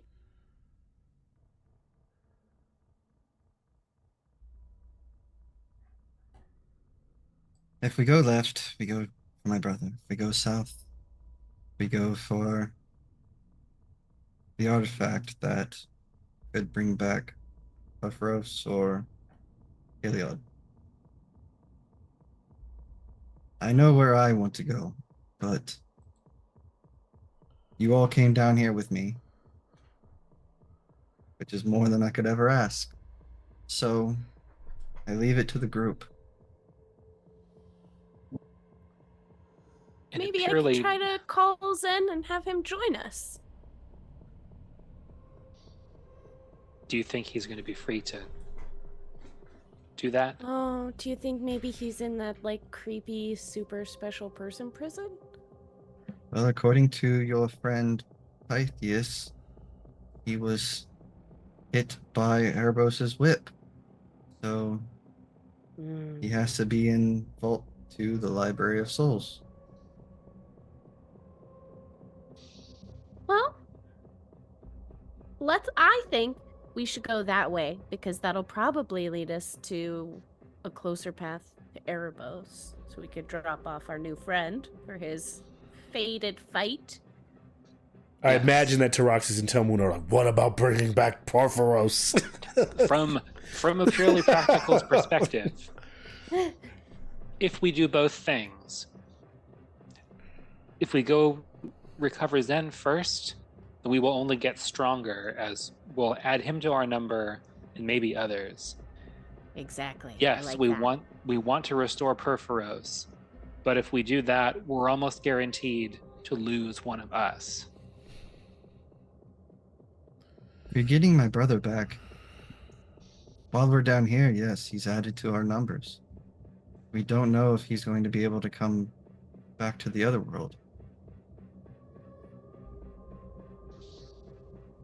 As I said, from a purely practical perspective, going to him first helps us. But we can't come back because we are going to have to go through one of those shadow gates, right? Releasing anyone from Erebos's Library of Souls. If you can successfully do that, that person can, if you can leave the underworld, they'll be good as alive. It's leaving the underworld that's the hard part. I have confidence in us. He has a point. And the room gets really, like, all the air gets sucked out of the room. The good thing about you all coming here is that you're close to where you'll be resting for the rest of eternity. And you see Ashiok forming out of the wall. And as she... Oh, no thanks. As she does, Agnomicos kind of like goes to like to rush at her, and she goes, drain, sink, and he goes, and he like starts to, and he like collapses over, face down. She goes, don't worry, I'm not killing him. He deserves the nightmares he's getting. 600 or 700 years of torment in a matter of an hour or two. But when the time is right, I will make sure he's there for the grand stage to fight. You all want to fight with Erebos. The fight you will get. I'm just enjoying the show. Still haven't forgotten the last welcoming gift, as Bart has his spear at the ready. Ooh, don't worry. I'm not quite ready for a fight. I don't want to surprise you. I want you to come to me. I want you to be ready. I will say I expected you. They point to, Ashiok points to Fitz. I expected you to conjure that little dream getaway camp again. Just know I'm watching for you to try that move again. Speaking of the mansion, Which I'm in desperate need. Yeah, I bet you're jealous because it's a dreamland and you just have nightmares. What if Fitz just does it right in front of her? she could try. It's a ritual casting, right? You mean this? It's a ritual casting, right? So was it one action? It's one action. No, right? I'm using wish to cast it. Oh. Yeah, it'll just happen. Yeah. I don't have to do it right now. I don't You want want her to? to fuck my shit up. I will need it soon, though. It's understandable. It's your big thing. I'm Which is just thinking, stupid because it's like not a 9th level spell. I could've just taken literally- the mansion. I literally cast my 9th level spell just to be like, all right, old school OG, you're back up. Fucking help us Yeah. out. I'm counting on being able to take the mansion later. I'm watching. And then Ashiok's kind of like body disappears. He's almost like the was it the Cheshire cat? The Cheshire cat. And then it's her face, just and the then grin. it's this grin, and it kind of floats away. That lady freaks me out. can you even consider that thing a lady? She just gives me that creepy aunt vibe, like, don't hug me, please. I'm terrified. And your boy, he Agnomicos is just down and snoring again. Oh, like having nightmares. He's actually making those noises. Yes. Man, he's so much less scary when he's having nightmares. How do we drag him around? we Let's wake try him just up? waking up. Yeah, Persis is not going to approach, but is going to cast Mage Hand and try Poke, to poke. yeah Like a little poke. dog waking up their owner. yeah exactly. Try a wet willy. That'll do it.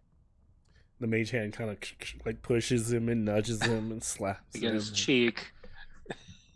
And he, Do you have any water you could it was splash on clearly a there is a heavy spell on him keeping him slumbered, and you get the feeling that Ashiok wants him sleep now, unless if you can find a way to kill her, but she's clearly trying to keep him out of the, as what she said very clearly, like, I'll let him fight Erebos, but I don't want him walking around right now. So she like kind of put him in this like torment.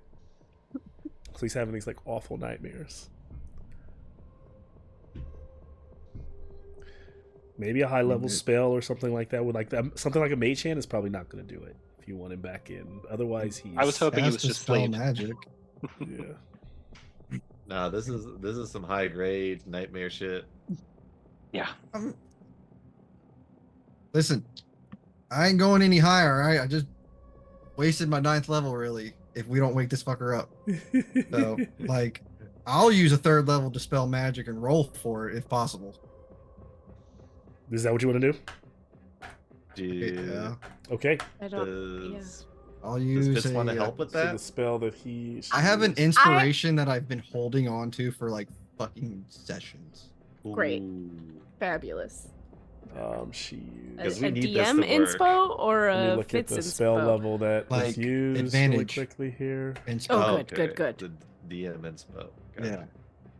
I gotta That's pull up. even I gotta better. pull up Ashiok. How's Fitz doing on inspirations? I have one left. I really need to take a nap. Ooh, okay. I get them back on a short rest, though. You guys want to try to go for a short? This room? I Or- mean, I can keep going.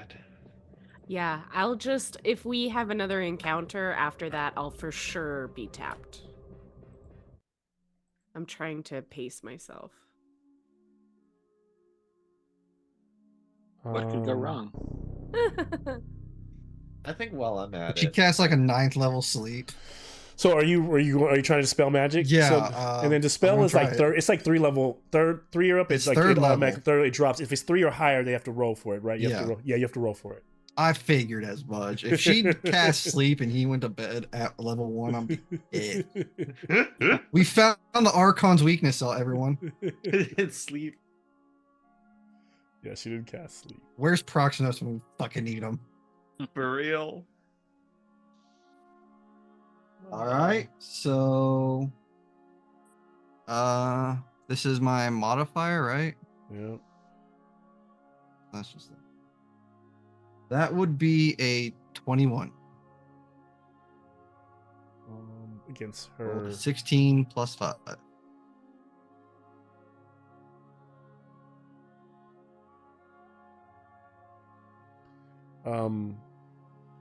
He kind of like, and suddenly he snaps out of it and reaches up and like, kind of like swings to grab, like to grapple Sophia.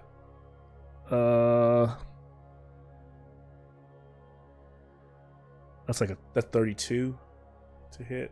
Yeah, if Sophia can try to need If dexterity. it's the 3 digits, don't even bother, man. It's gonna hit. A dex save? Is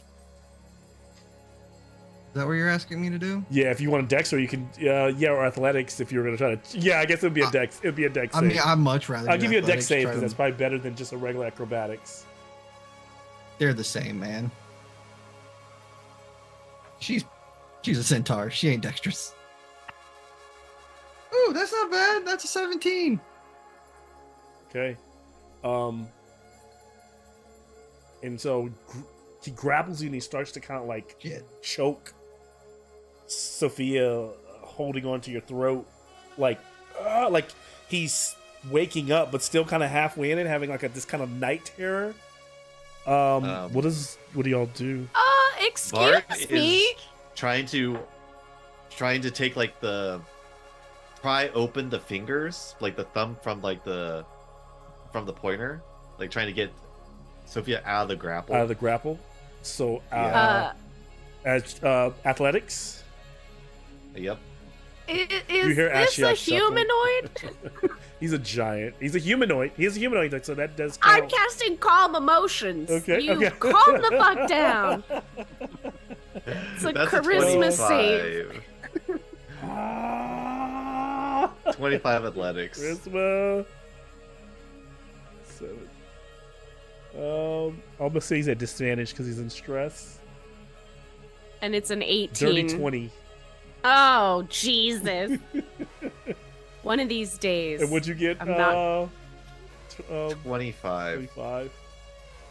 You like kind of punch and push, and suddenly he like snaps out of it, and like collapses to his knees, and you can tell he's having like he's in like full rage from kind of like the dream that he was having doing, but Sophia takes 15 points of bludgeoning damage from that short moment of like holding around her throat. I'm sorry. Actually, he would not apologize. He just kind of comes to and looks around. Wow, I hope you're embarrassed. That was incredibly rude. I gave you that badge and told you not to attack us, and then we helped you, and the first thing you did was choke out my friend. What are you talking about? I'm saying you just choked out my friend, and you should be embarrassed. I didn't choke anyone. I'm pretty sure we all just watched that happen. Sophia puts her hand up towards Fitz, catching her breath. Do you know an entity by the name of Ashiok? No. And what we'll do is we'll a target on you. save that thought. Let's do a 5-minute break here, 10-minute break here, and we'll come back and pick up right there.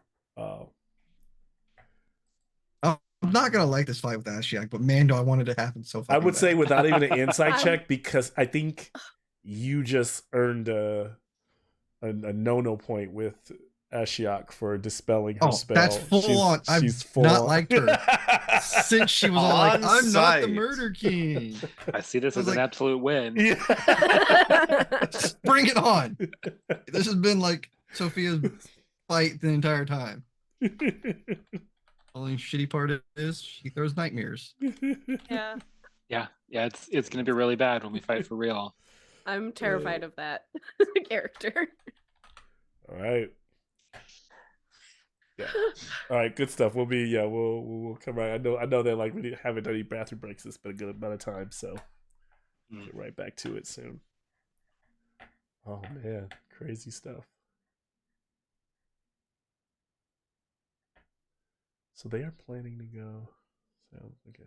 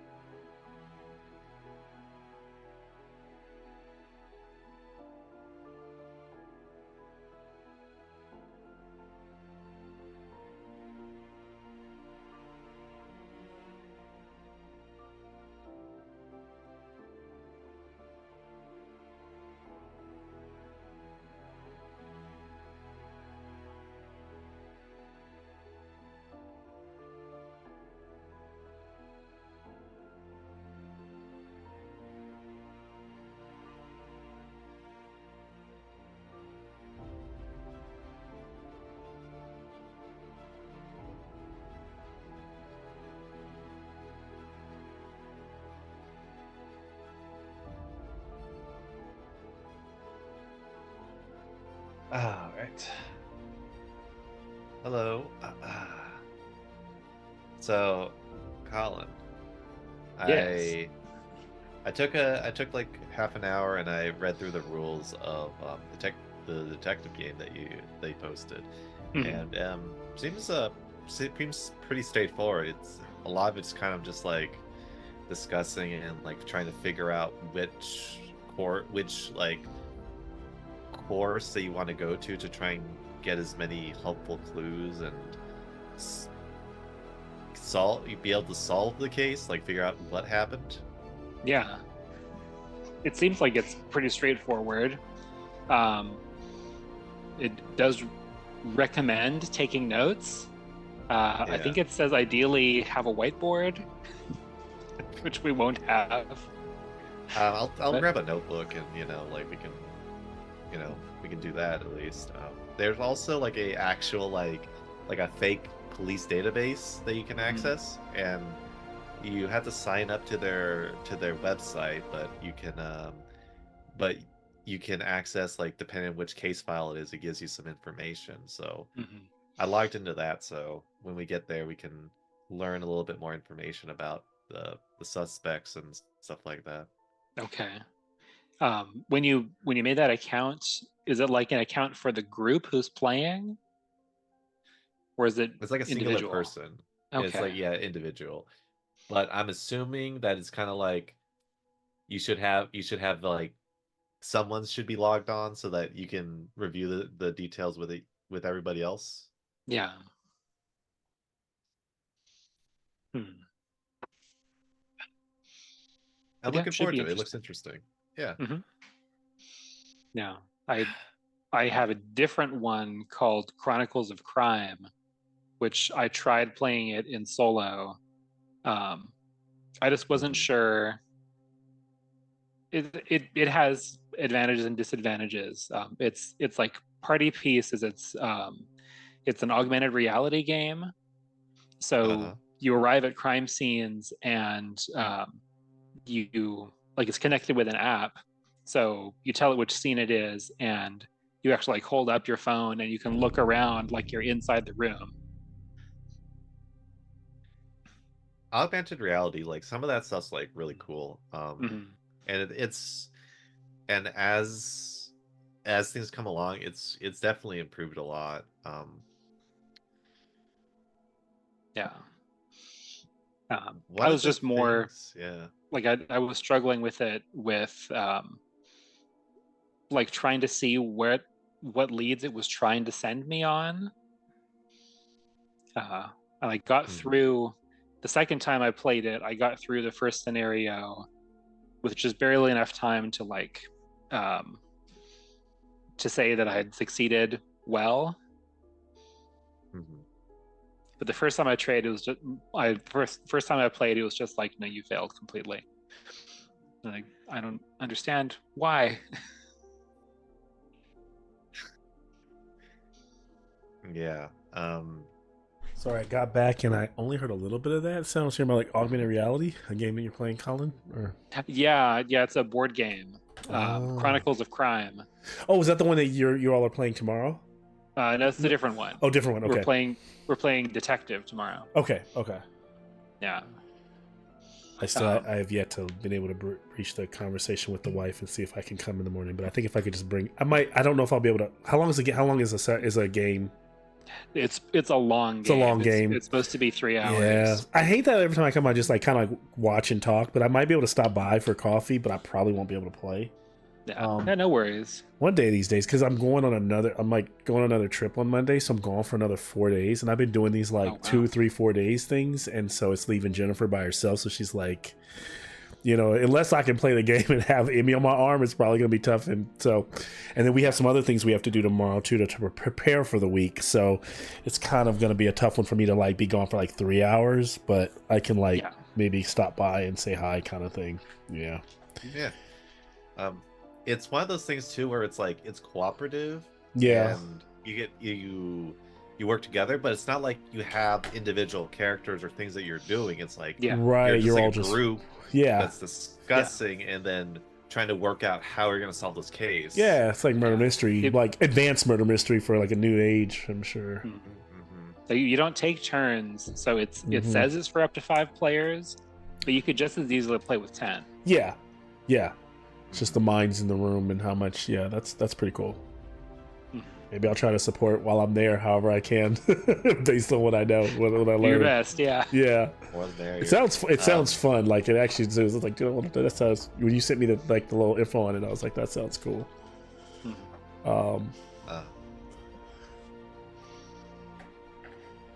Yeah. The problem with both of those games, I'd be worried for the future because like they both depend on those companies supporting like online assets. Yeah, that's always tough about board games that have online assets. You hope your app is going to still be there in 2 years. You hope like I have an XCOM game, and it's like as long as there's an app, there's a game to play. It's like, but there's never not, then there's no game. So Yeah. that's the only problem with like board games that need those. They're really cool, but how cool for how long? How long will they be? So just enjoy them while they're there. Yeah, while they're there. Yeah.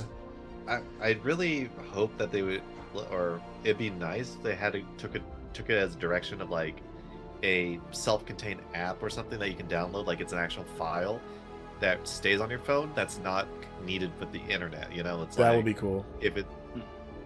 Because I know that there are some there's some things that like work like that where you download it and it just stays there and you don't need internet for it to work. I have a D&D Compodium that has like various notes and other things for like creatures or characters and stuff like that, and you download it once and it's just there.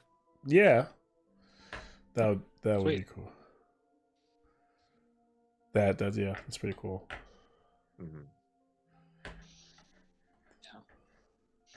Along the same lines, Nikki, you're welcome to join. We're playing a detective board game tomorrow at Gaming Grounds. Ooh. So if you want to stop in. I would gladly, but the boyfriend invited me to a chili cookout that apparently is happening in Thousand Oaks tomorrow. Okay. Nice. Not a chili fan myself, but he pulled the I've always wanted to go. So we are going. I guess. That sounds really cool. Okay. Enjoy the You'll chili. have to report back. I will enjoy him enjoying the chili. I don't know. It's a bean thing. I've never been a bean person. Not all chili has beans. This is true. Those chilies, I'm very excited for. Yeah. All right. So when we left off, we're back. Namakos is coming to and kind of grunting and moving around and getting himself together. Being chastised for choking out Sophia, he's released her. They were planning to head the direction of going towards the closest direction that would lead them to the Library of Souls. Is that what I'm hearing? Okay. Library of Souls. And so in the upper, like to the east of the room, the upper, east end of the room, there's a space. There's a doorway behind one of the pillars that Sophia's led to, and as the group follows it, it goes through a very dark, another archway that leads to another grand open hall. And that hall is now curving around and going back south, down for another 80 feet. And there's some sconces that very dimly light the way.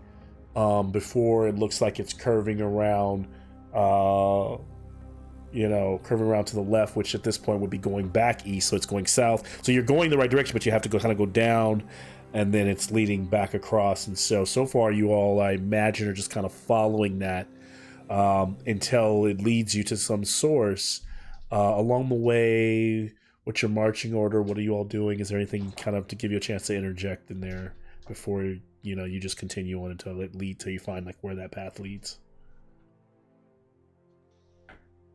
I think so. when it comes to like a marching order, like how we wanna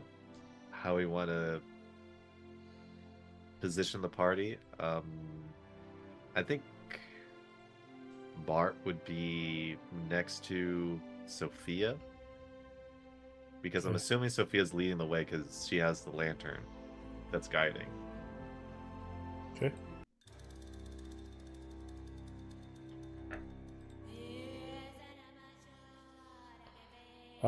So Bart stays next to Sophia as they march. I'm not hearing much, so everyone's kind of just moving.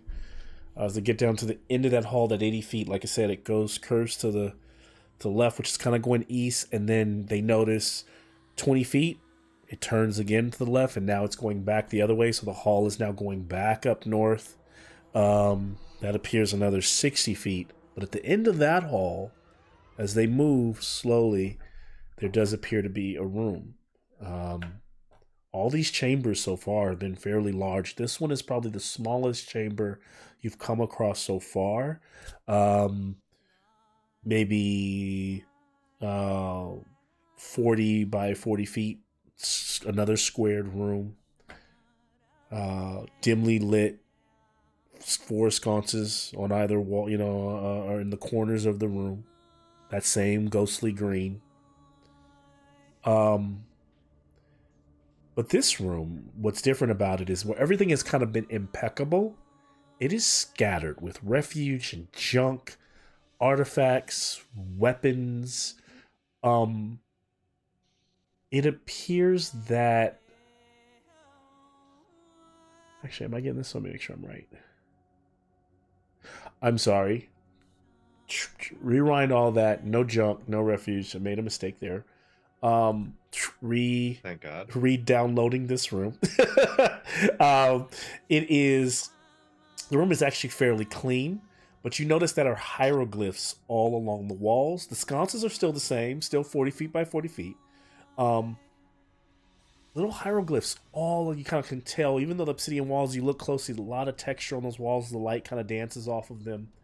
At the center of the room is a faceless humanoid statue. And that statue is pointing kind of at the southern wall. It's a square room. And it seems to be pointing at the only spot on the wall that doesn't have a hieroglyph. It's like one spot that doesn't have any kind of carving or any etching.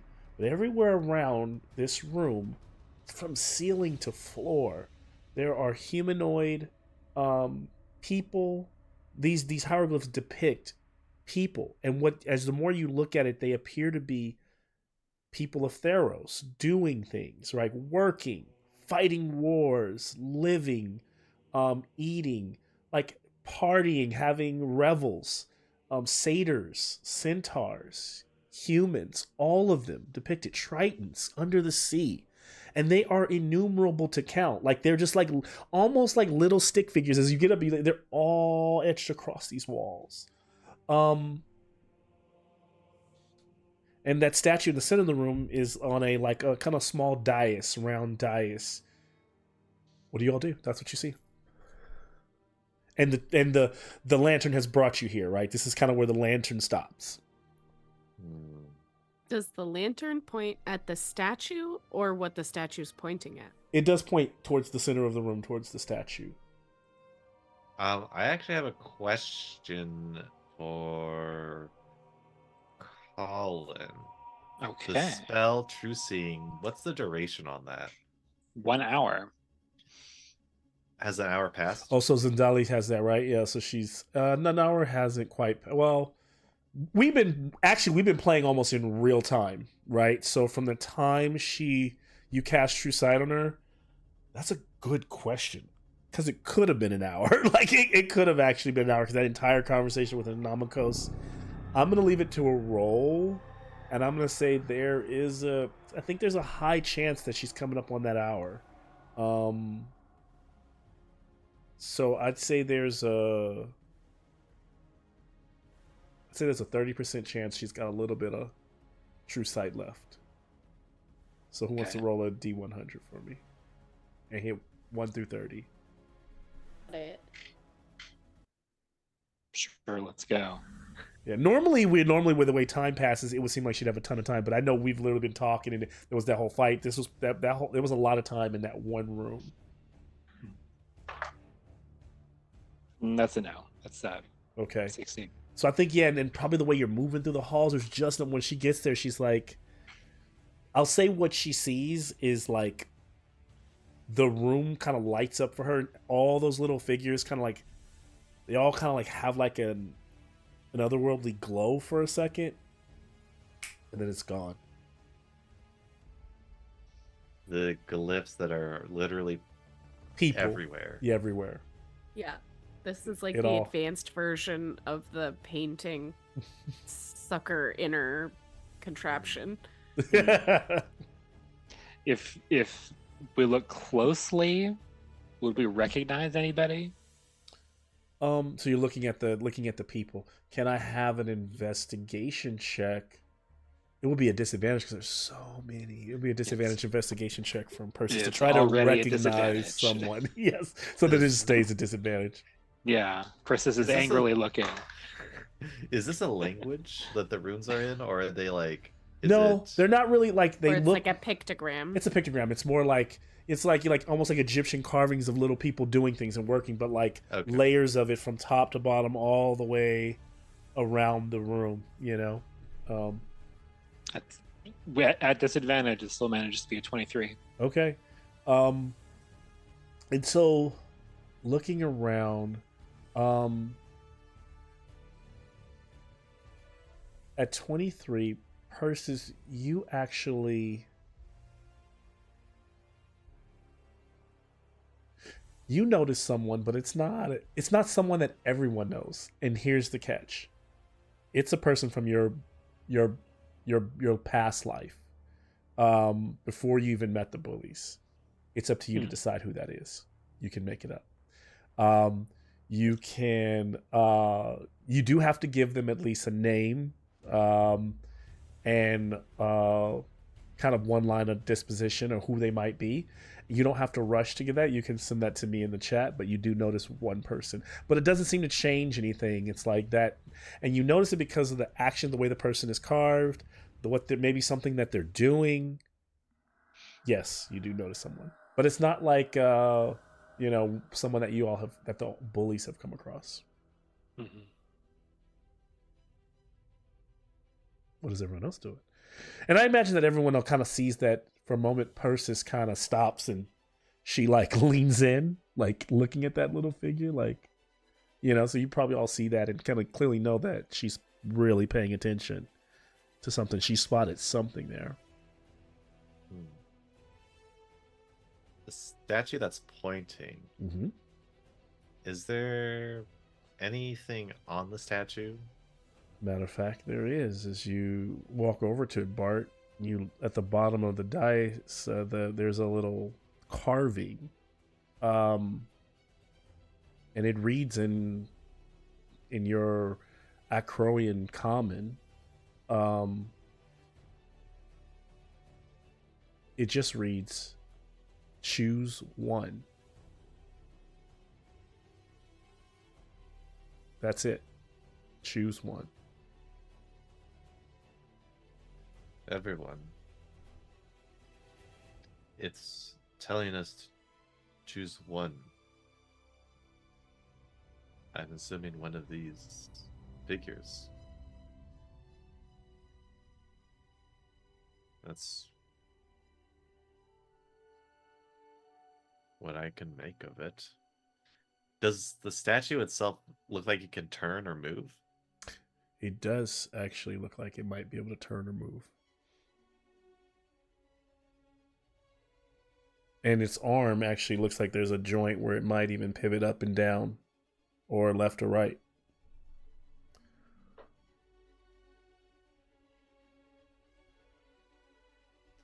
How do we find the right one?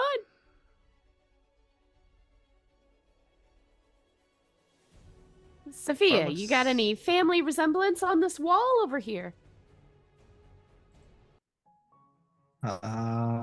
She's going to look at every centaur there is to see if there's a depiction of Zen. is there one centaur moving so much faster than all the other centaurs? I would say even for that to 500 feet per succeed, minute. it could take anywhere from at least 25 minutes to an hour to find if Zen is depicted here. So as she starts to look, because the check that I made Persis make was just by chance, right? So, and by chance, Persis found someone that no one knows, right? Like, so for it to be maybe Zen, something very focused, it's taking some time for you to look. So what basically would be a check and then some time spent in the room, if the group is willing to can spend it. What I'll say is if you fail, I'll say it's not that you. This is one of those things where like I would put it this way: failing the dice roll doesn't mean you don't find it. It just means it takes longer if it's actually there. Can I guidance myself for this? You could. Okay. I'll roll that just to see what I got. Okay, that's +3 to. Okay. And this is I'm assuming investigation. Investigation. Okay, so that's a total of +4. Am I rolling normal roll or disadvantage or what? Are you disadvantaged on your? No, I have yeah, wisdom regular. in. No, you Okay. can get a regular roll, and if you and if the group is willing to give you more time, then it's probably be advantage. But I want to try something. I Okay. want to try casting Sending okay, on Zen okay. and say, "Hey, buddy old pal, we think we're near you. You want to like dance around or something so we could see you maybe?" It's Fitz. Your message goes into the ether, and there is no response. Oh, maybe he's asleep. Oh man. Fitz, give Dang. me an Arcana check.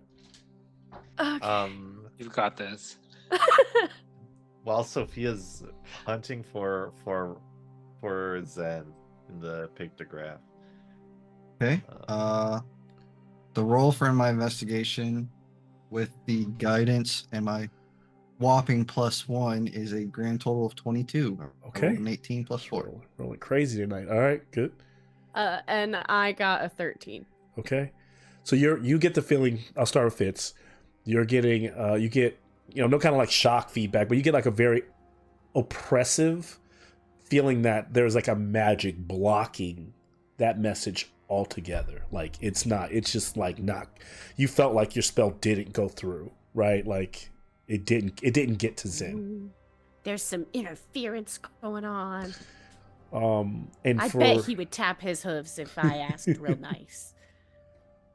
And for Sophia, what she, as she's looking around, got a 22, so she searches for almost like 15 minutes. And as time goes by, Sophia realizes that Zen is not on this wall. The reason Zen is not on this wall is because Sophia realizes these are all people from the material plane. They are in the living. They are not in the Zen is in the underworld. Zen is not depicted here. So even Sophia starts to realize that anyone that has like passed in her life, no one who's passed is being depicted on this wall. I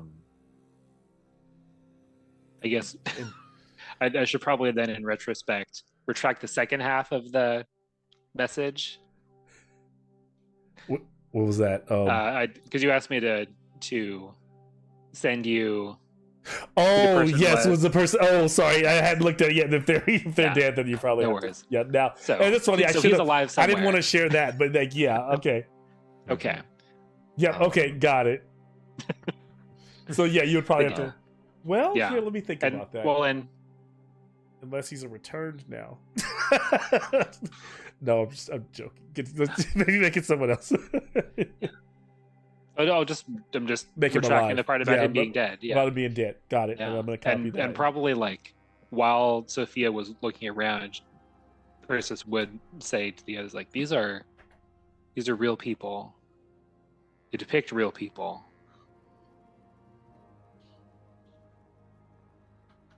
And just to get a better picture in my mind, all the walls except for one spot is it, or like one spot on the wall is empty. Exactly. Wherever you were look on a wall, you would see some kind of,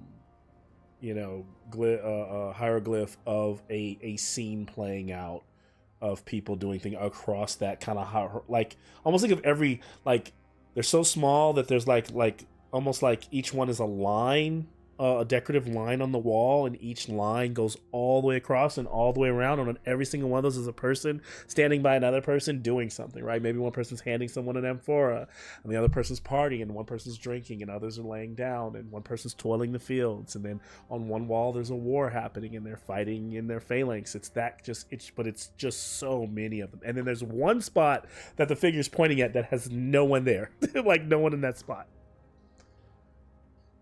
And the base says choose one.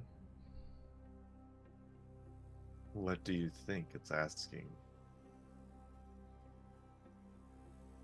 I think, based on a cynical interpretation, it's asking us to choose a person to die.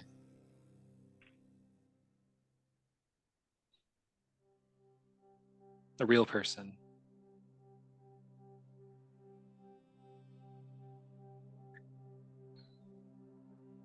It's like the opposite of what we're doing here.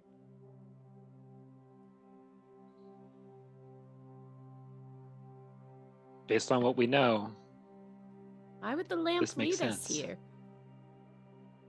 this might be the way to get through. Like how we sacrificed some blood to open up the dark portal. But there was already a gate there that let us know that there was a portal that needed a sacrifice for. DM, when the second gate opened for the chariot, was there already a gate there, or did it appear? It did not appear until Fitz blew the horn. I mean, we can't just like kill some random person. That feels wrong. Oh, look at the growth. And I'm gonna turning to Taroxy is also say no, we can't choose a random minotaur either. I am so glad Why? Talmoon and Traxxas are not here.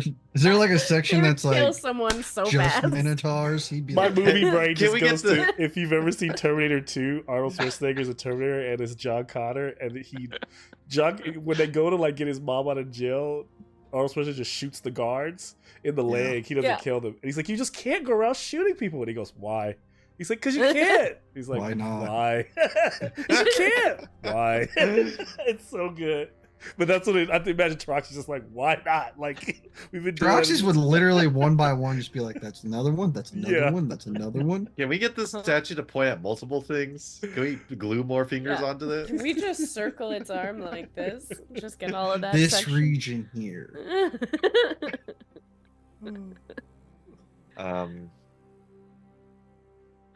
Okay. Maybe we should look for returned. Found no I mean, return. so what do far. you think? You want to look to see if there's like a bad person that we can kill? What if There's it just plenty brings of them them. to us?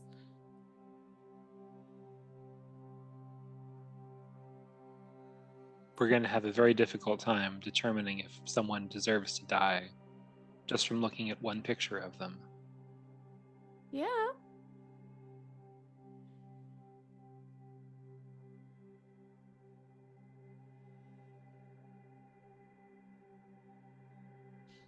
Art has an idea. Then, oh shit. You said that there was Probably a better than group that mine. was in a phalanx that were fighting, right? Like there was like a depiction of a skirmish of some sort. Yeah. You're asking who they're fighting, or He's gonna take a minute to look at that. Does the pictograph change at all, or does it stay the same? stays the same. It it looks like it's two humanoid, armies, both kind of centurion style. Because in Theros we often think of the three major cities: Setessa, Akros, Meletis. But there are other smaller scattered cities, and so basically based on the carvings, you wouldn't be able to denote the insignia of who they are, and so it is just there's someone in conflict. There's some conflict in Theros. It's not like humanoids fighting minotaurs or humanoids fighting centaurs, or centaurs fighting humans. It's just a conflict of these figures, with their phalanx, and so it could be any of the humanoids or mortals on the other side. Does any of the soldiers look like they're about to receive a fatal blow? No. Because often how, like, if you look at how war would be depicted, everyone's kind of like standardized. There's not like one person going back and like dying, right? It's very much just look at the conflict that's happening between these two groups. Okay. And because it's so flat, right? It's so carved, you would probably just see like the layers of the humans by like their faces just slightly one by one. And then on the other side, and their shields up and their spears out. It's very, it's not, this isn't like Rembrandt. It's very just kind of crudely carved. Not crudely, but very meticulously carved, actually. But, not very detailed. There's not a whole lot of detail to who these people are. Can we determine if any of them are anvil rot or not? That's very difficult too. And I would say just like the just like the returned, you have seen no one that looks like they're also not painted. So Bless you. yeah, because it's all just kind of carved into that dark stone. It's actually more of a really yeah. We got a few ways of doing this. It just kills other people's NPCs or like their PCs from other games. I mean, Leto's always up there. Just gotta find the sneaky bastard. Game of Where's Waldo. There's also an old man. Roland.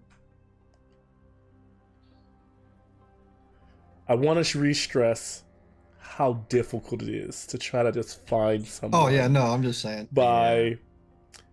For example, for example, Persis was able to understand someone that she was with, be new in life, and is known on that other side because of what they're depicted doing, and then like kind of like being able to put together, oh yeah, that's like somewhere in Meletis, or that's somewhere on the seas. So it's it's possible, but it will get more extremely difficult as you continue to try to do that, and more time will count by as you continue to try to find. Oh, this is a needle in a stack of needles. Exactly. That's what I want to stress that you all are doing. We're just gonna have to pick a wall and a figure. Just a random. If there's no method to this madness. If it is a soldier is prepared to die and faces death. That is what happens if they die of like a heart attack, and then it's just not as exciting as dying in battle? Regardless of the death, if they step into the war, they are prepared to lay down their life regardless of what happens to them. Oh. I'm here to tell Moon in the back, just kill one of the slaves.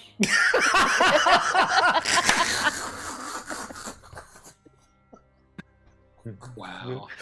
I mean, I can't help but even laugh at that, because that would have absolutely been that is 100% what Jason would say. It's like, how many more of those is there anybody that looks like they're like enslaved or like a subservient to them?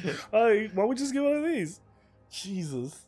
Tell Moon, God. Freedom through death. That is my suggestion. Don't have any better ones. I'm at a loss as well, so if that's the best idea that we can come up with. Persis? I don't like it, but I don't have a better idea. Looks around and no one has an Before we do objection. this, can we have a brief conversation? If this is one choice that we have to make to get my brother back, what are we going to have to do to get this artifact to bring back a god? And will we it be can't worth really that? plan for that right now. We just have to take these as they come. We could sit here and worry about every obstacle in front of us, or we could just tackle them. I've prepared myself for every possible trial and tribulation. We decided to go to the underworld. I expect nothing less in its harshness.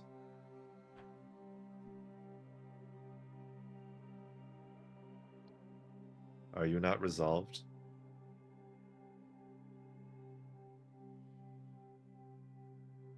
Didn't think we'd have to sacrifice others for our goals. There was always sacrifice. That I'm willing to make. I mean, who knows? Maybe it makes them a king or gives them some bouquet of flowers or something. We don't know for sure that it's going to kill them. I'm pretty certain it will kill them. Well, it's nice to think otherwise.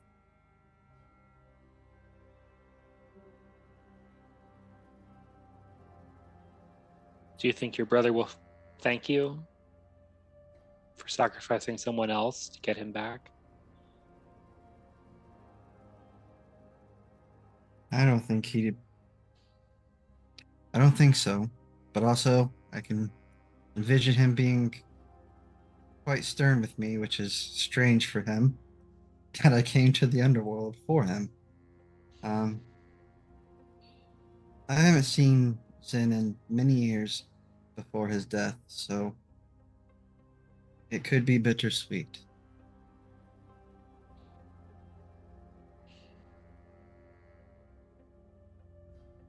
And Sophia's going to go towards the statue, looking at Bart. I'll assist where you want the statue to point.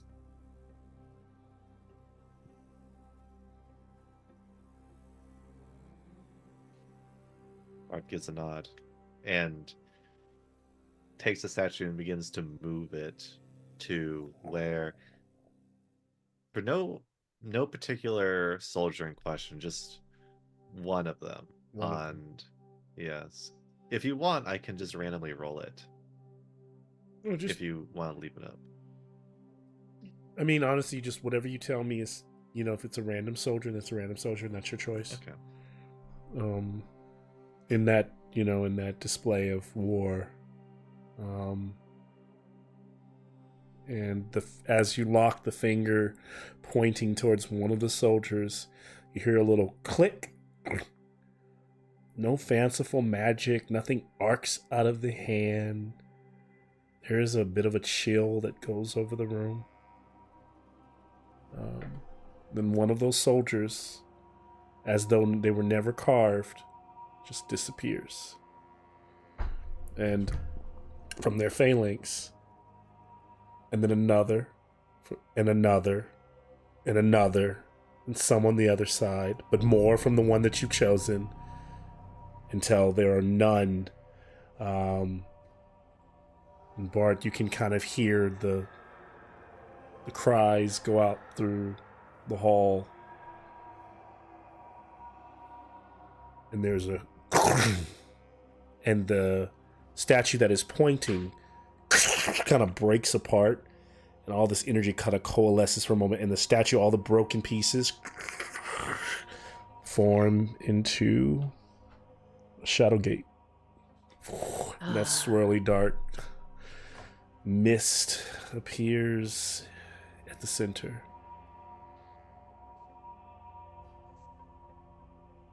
A burden that you and I will share. As How many Bart looks at you.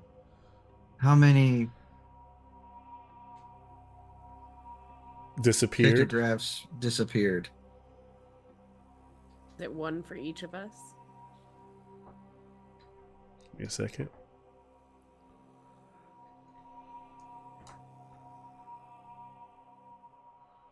I'm rolling on Nick's dice that he gave me for my birthday. My Ashiok set. Oh fuck. 43 souls. 43 souls. Oh. Oh god, that's so much worse than just one. Oh my. And you have a feeling, Bart, because you chose from an army. I think not like there's no right or wrong here. It's but choosing a force, losing one soldier tips the balance, right? And therefore by choosing one, you chose many. But you chose many who would have chosen death, so that might be valiant in itself instead of choosing maybe a little old lady, right? Like I don't know what the right or wrong answer is there. It's for you to just yeah. Bart still has that mentality of an That's a soldier. Yeah, that's a soldier mentality that makes police. You don't get a sense of who was like the politics of what the war was, who was right, who was wrong. You don't know. You have no idea. Nothing about the room tells you that. But the gate is open. How crazy is it that the world exploded and we're floating in space and people are still fighting each other? Yep. There are still battles. I mean, wow. Talk about perspective. I guess we go through the gate. Step through before it disappears. Yeah. Where we have to And do this again. Can someone roll a d4? Well, Bart, you want to roll it? Actually, yeah, you could choose who, but I could just need a d4 roll. Sophia, you want to roll the d4? Actually, it's going to be a d4, but unless you have a coin, it's going to be a d2. I do. Based on some of the actions this session. Okay. Got a 50-cent piece. All right, nice. All right. Heads, tails, doesn't matter. You just need to know. I just need to know. Yeah, it's almost like I just need to know. I know what heads and tails is. I just need you to roll and tell me which one you get. All right. Yep. Okay. Heads. Okay. You still step through. Feel yourself kind of drifting in the nothingness. Reassembled on the other side. You find yourself in this large, what almost feels like an atrium. You look above you, which would, instead of it being open to the sky, there's almost like a domed structure, like 60, 70 feet up, intricately carved, clearly in Erebos Palace. Everything still has that like obsidian and gold texture to it, marbled floors. You can see it looks like that dome probably has like a glass, kind of a glass dome, and there's a bit of light outside. It could be looks like it could be like moonlight shining in. Those sconces that you see everywhere, this level are like a violet, like a purple. And then you notice that there are these 12-foot archways that lead in 4 separate directions, almost as though the room you're standing in is round, and imagine an X shape, right? There are halls that go in 4 separate directions. And above each archway, each arched hallway, is a letter carved very large and engraved. There is a hall that is A, there's a hall that is H, there's a hall that is N, and there's a hall that is T. And where you just stepped through, and as the last person steps over the threshold, the shadow gate collapses and wistfully closes. As you turn around, instead of the gate being there, there's another dais, and there on it is an obsidian stone slab. And on that are these gold carved alphabet. I am going to drop that in here for a second. Give me a second. I'll drop it into Discord.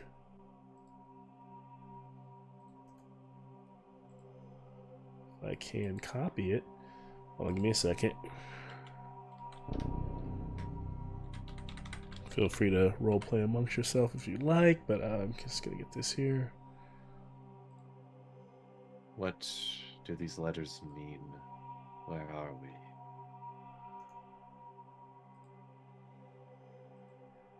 Well, if we're in the library, it could be sections of it. Can I? Oh, come on. It's no Dewey Decimal System, that's for sure.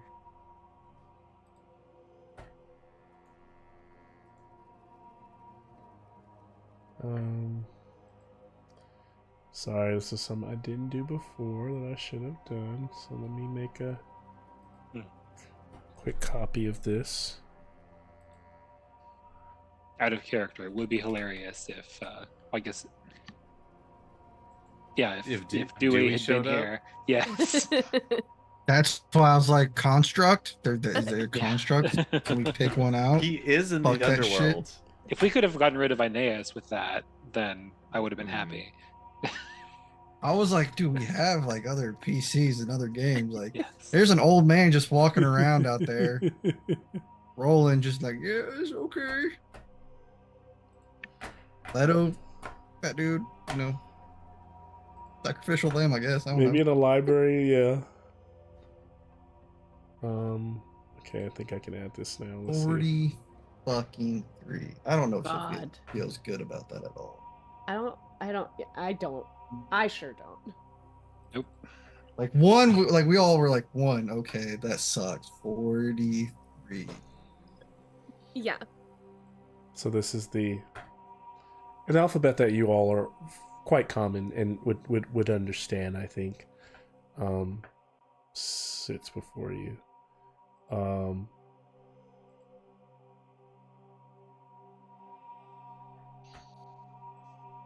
Which way does that lantern point you now, Sophia? It stops here. It Can glows. I buy a valve? Shit. So The- it's every letter has its own hallway? No, Or just there's the couple 4 that halls. you had mentioned? A, The A, E, H, N, and T. Oh, I said, yeah, H. Before, it's going to be A, E, N, and T. I might have written it down wrong. Okay, so it's the first column. Okay. I think we should go down the N letter. I like that one. You just think it's pretty? Yeah. For some strange reason, you're drawn to N. For some strange reason, Just I looks too strange. enjoy the N. Mhm.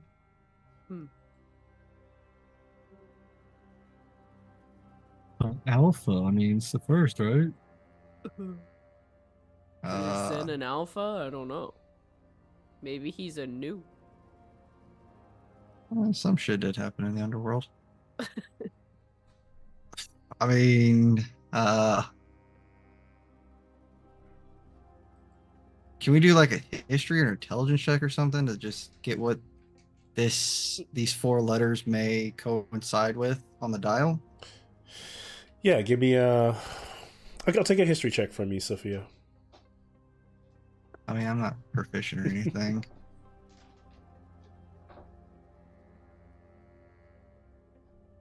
16. Okay.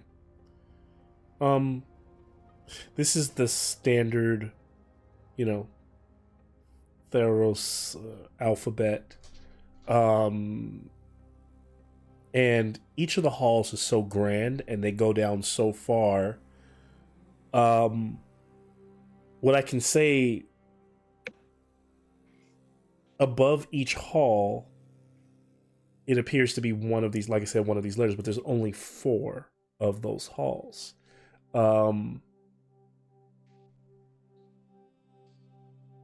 Since you got that correct, can you give me a perception check?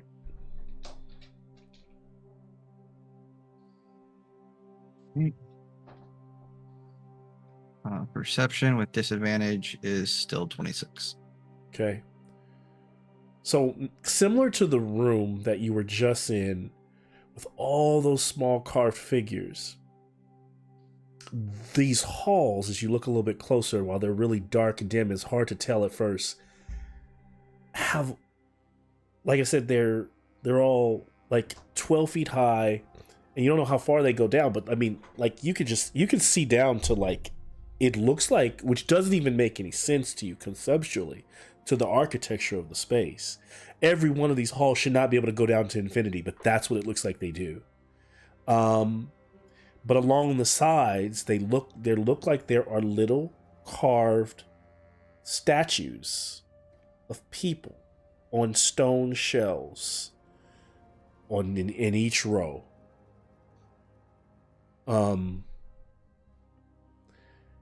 And yeah, maybe that helps a bit more.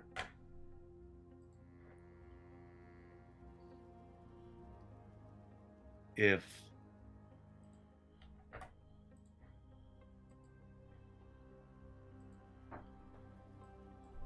these letters are to signify names, wouldn't there be one for each letter? It's strange that it's only 4.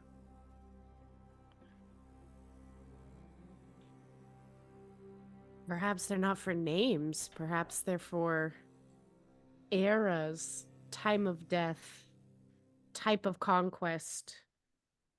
It could mean anything. Arceus, you like books a lot in libraries.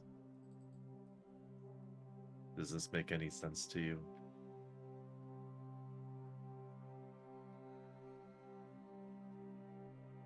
Often the alphabet is used as part of a code. Sometimes a letter is used as a number or vice versa, or the first letter of a word is used to stand for the whole thing.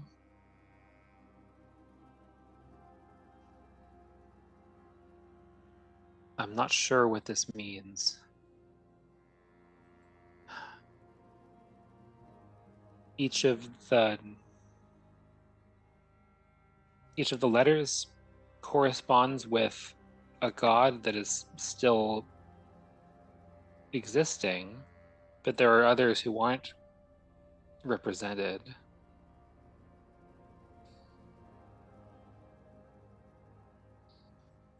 It could, and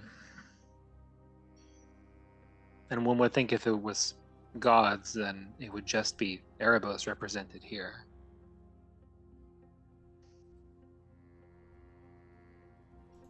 If that is...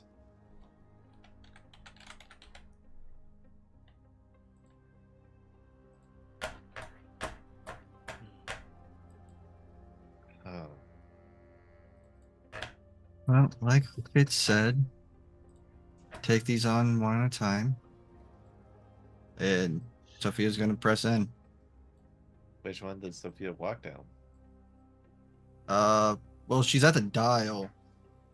And she's going to, see if she can move anything towards the letter N, or pressing it activates it. It's just a stone slab with those letters listed just how they are. That's it. It doesn't look like it could be moved. It doesn't have any little doohickeys on it or rotators things. It's just carved. It's almost like a directory. It is what it is. Oh, so you are here and okay.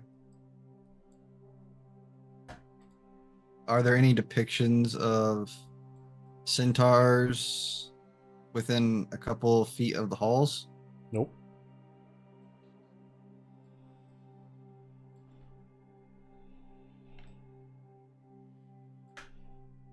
Above board.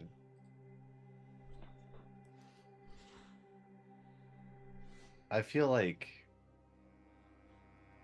we should probably go down T.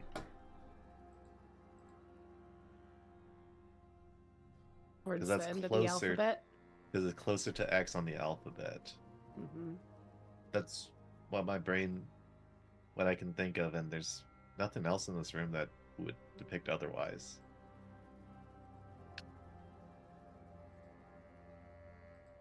So If it's shouts, Marco, down the end of the hallways? Does she hear any type of echo back?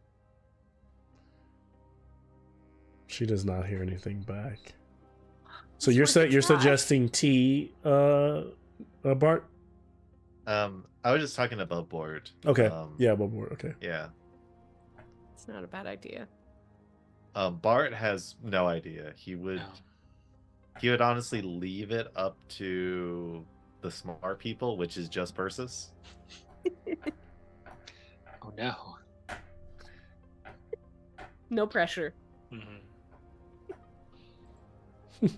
Yes, if this is arranged like a library, then it could be Alpha through Delta for that hallway, and then Epsilon through Mu for the next. So then we would want Tau for Tau through Omega. I mean, that's a great idea. I like that idea a lot. Don't have any thing to go on.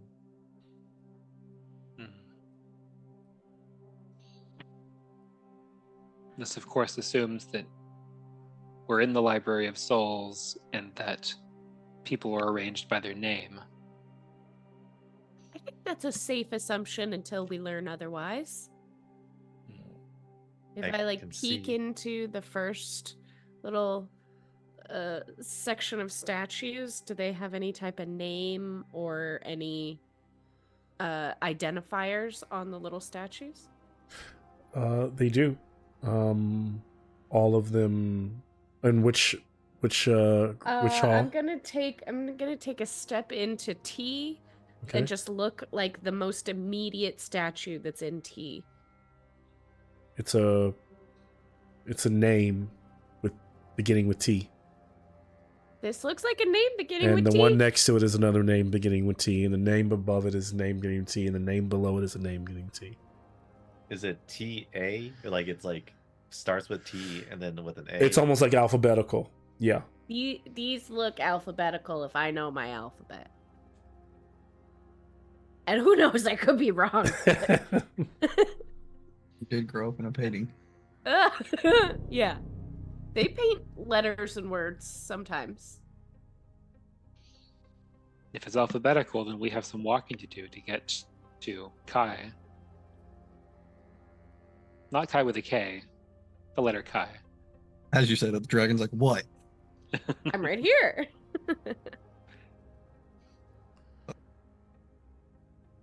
Okay. Yeah, so All right, guys.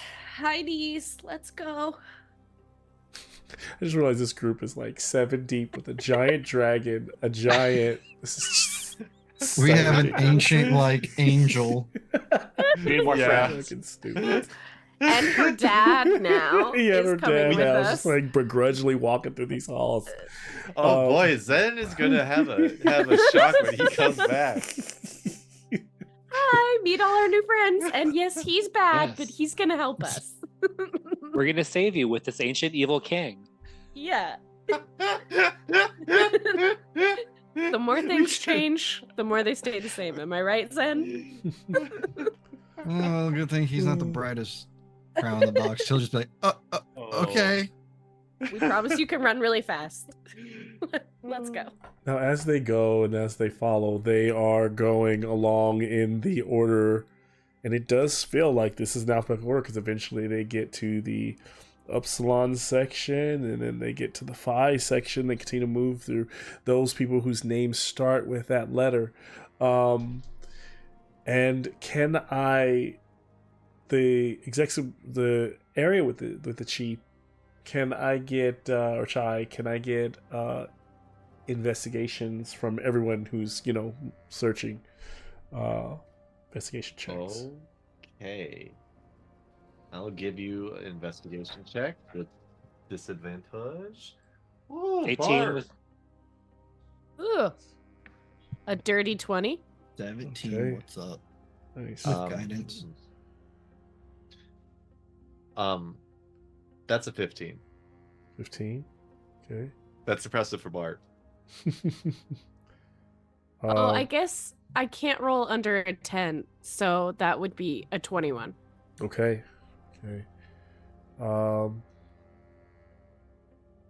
And so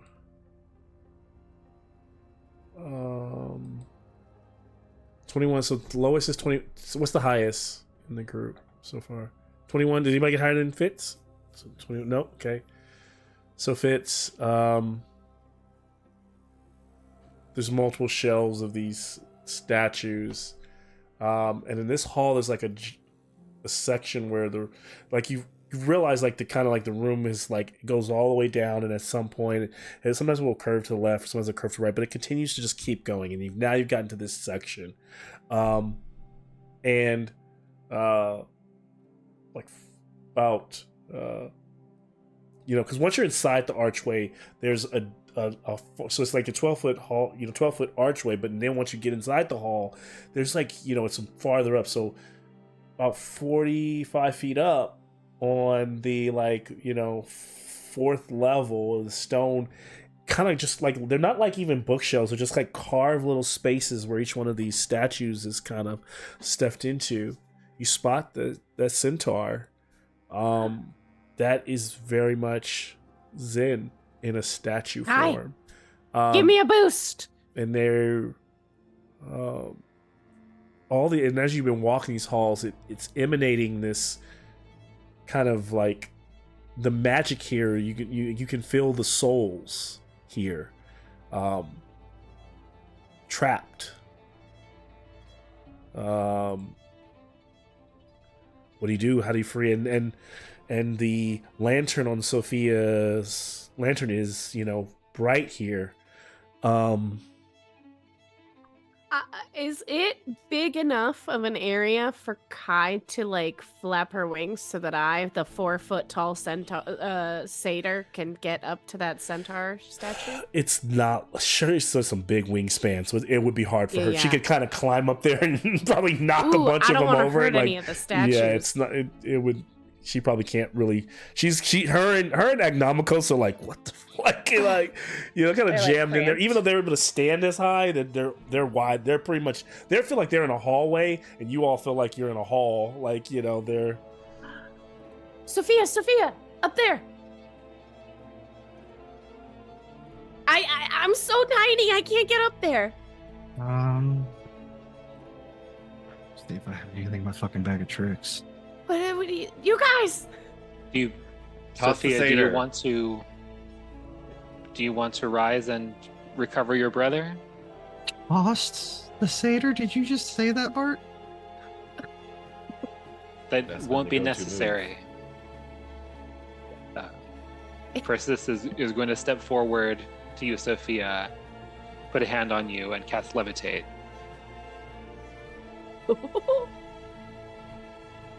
At first, she's just like horse in water, kicking her hooves. Like, this feels so weird.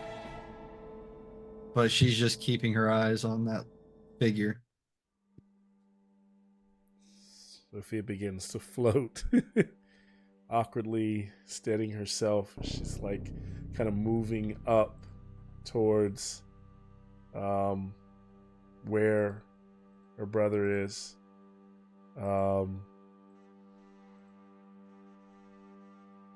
Slowly but surely she makes her way, and the statues are they're not life-size, right? They're fairly small enough for her to like pick it up and like tuck it under her shoulder. It's almost like that. Are these the same size as like the statues at the shop that me and Fitz visited called Temples? Just about, yeah. Okay. Mm-hmm. She makes it to, and you imagine if Erebos walked these halls, they would be miniatures to him. For you, they'd be this kind of big thing you grab. Yeah, you see Zen kind of running, kind of like posed in this run, like kind of like moving very swiftly, but kind of frozen in that state. And above board, the exact pose as your Hero Forge mini is his statue. full gallop. Well, yep.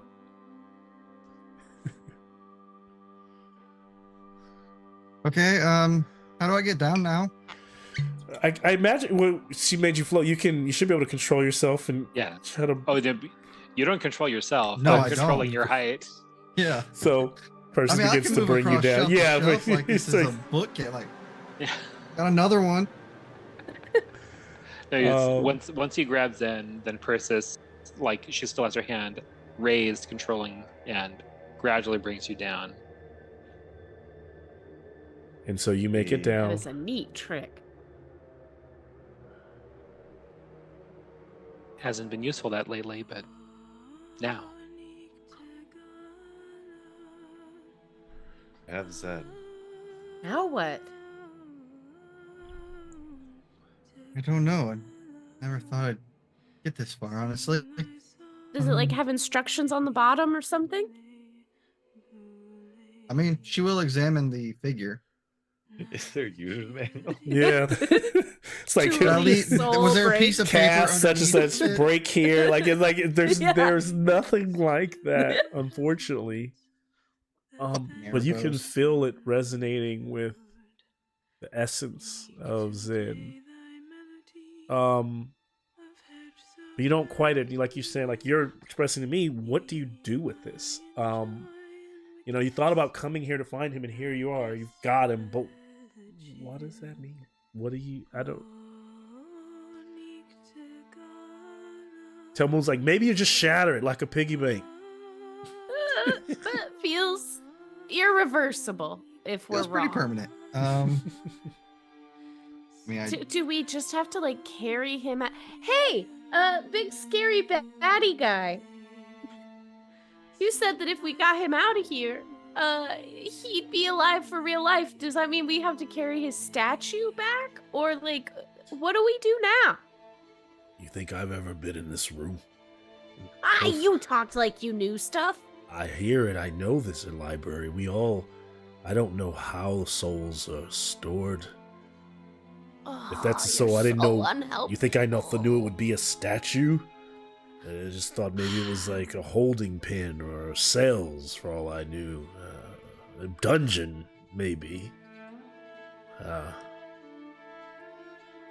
From the tales Well- that Zen and that Pythias told, I imagined holding cells as well.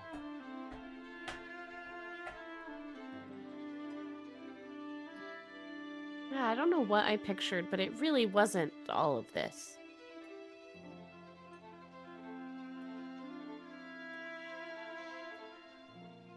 What do you want to do, Sophia? Do you want to just like put him in our backpack and bring him with us? I could doodle a sick mustache on there. I'm sure he'd enjoy that. Give me an insight check, Sophia. Oh, okay. He was about to ask the party for a giant favor already. Insight check +5, 24. Oh, wait, no, sorry. I have disadvantage on that. Doesn't matter, 24, because the other one was a nat 20.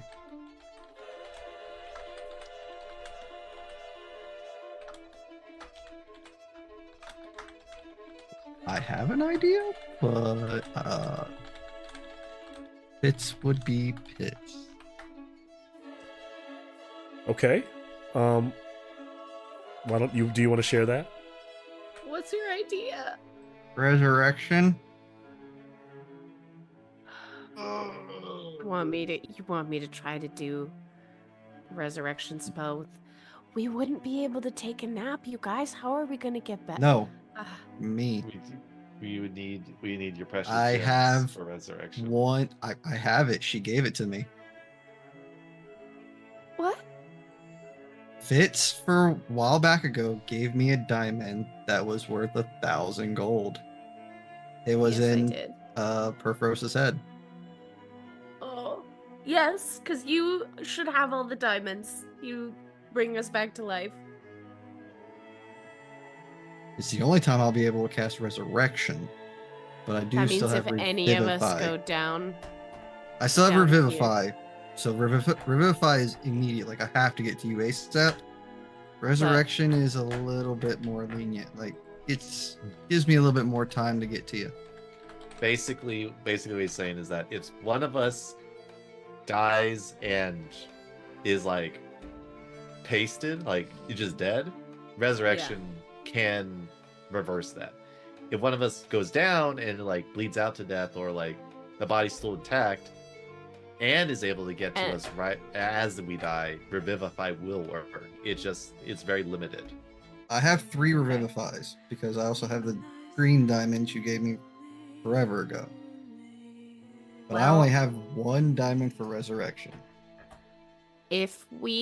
How hurt is everybody? Like, how much in need of sleep is everybody? Bart's just missing 17 hit points. I mean, I'm just doing a 9th level and a 3rd level so far, and this will be my Wait, don't 7th. Because I could use my wish to do resurrection and it wouldn't take any material components. And we would not be able to rest in peace.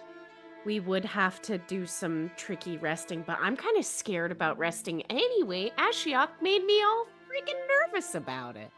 I think the 9th level spell to cure us of our status effects and go to full health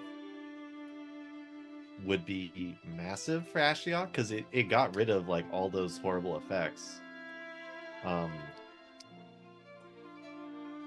So I mean, being able to like maybe get a long rest in using Manachin, it would be big, but also it could be used to heal a whole party. Right. And hypothetically, if someone did die, Fitz could use Wish. I could use that. Wish to resurrect them then too. Because So I could still use just the spell duplication for it. So it's Yes. not like we wouldn't be. It just is because I was silly and I didn't pick that mansion spell as a regular spell.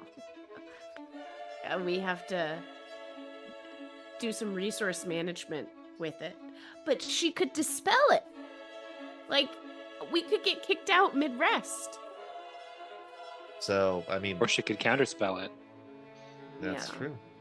I mean, She knows about it now. Yeah. Yeah, but didn't she just throw down the gauntlet saying she wants us to fight at 100%? No, she never said that. She wants to fight you when you're ready. She didn't say you'd be 100%. Well, that's not being ready. That's definitely not being ready. I think she said she didn't want to ambush you. She's not gonna straw you, but she's not gonna play fair. She's clearly not, because she's watching you. You clearly know she's like been around you every step of this way. So I think at this point they should almost assume they are being watched by Ashia at all times. yeah, Oh, Sophia already does. yeah. I mean, Probably I not. mean, She's probably not above- there all the time, but like she's checking in on them. Like she's Yeah. moving around. And, if you're worried about getting counterspelled or dispelled for trying to do for Wish, I think probably the best thing to do would be to hold on to it and wait for a good moment to use it to help the party party when something happens True. that you don't have you don't have a good answer to.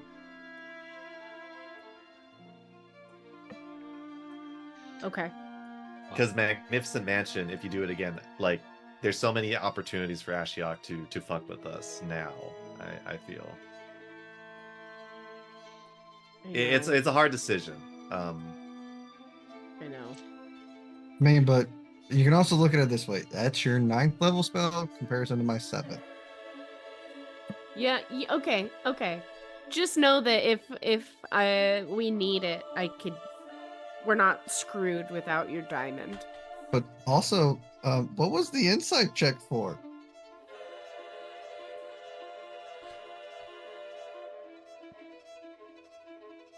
I was gonna send it to you, but Okay. I'm waiting for you all to complete your thoughts here. Do I just spike the thing like a football? Touchdown.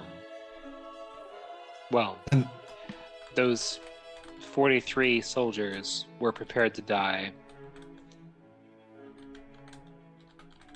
I'm prepared to die in the service of this cause.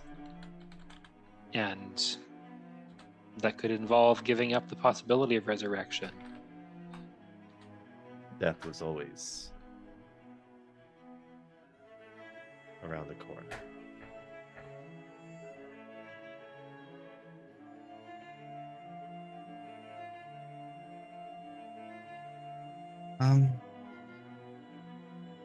I haven't cast this spell before, but I've witnessed it many times. By many, I mean about a handful.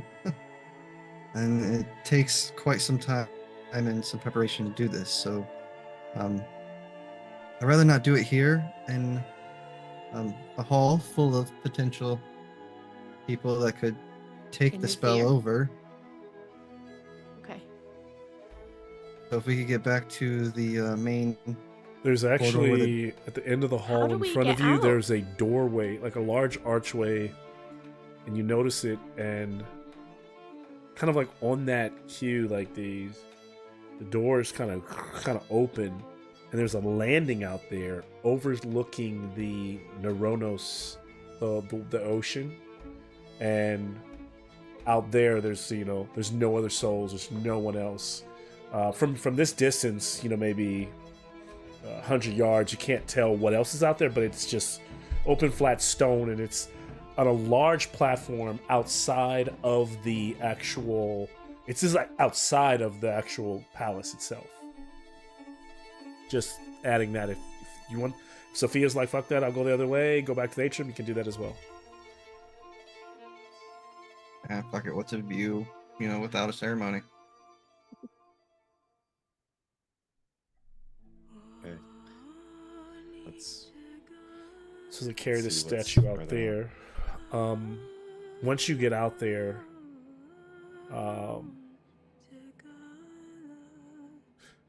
so strangely, what you realize is that you look up, and through the parting of the heavens, it's like you almost feel like you're in the eye of a storm. There's that maelstrom above you, but it's not making any noise. There's no rain. It's very quiet and silent. The air is still here, but you realize where you're standing is a platform, and above you is like there's enough space for you out here to, I don't know, like I can't describe how many feet, maybe 300 or 400 feet in a square opening outside of this place. And then the doorway, of course, leads back inside, and there are all these kind of like Gothic archways and windows. But looking down over the edge and into the ocean, you realize you are on the precipice of the tower. There's almost like a little like halo, kind of like arched kind of decoration there, like made out of obsidian stone. And remember, I described the tower as like a throne. So where, if you were looking down off the edge, where Erebos would sit and where he would rest his head, you're standing on that, looking out. We're at the tip. We're getting close to the tippy top.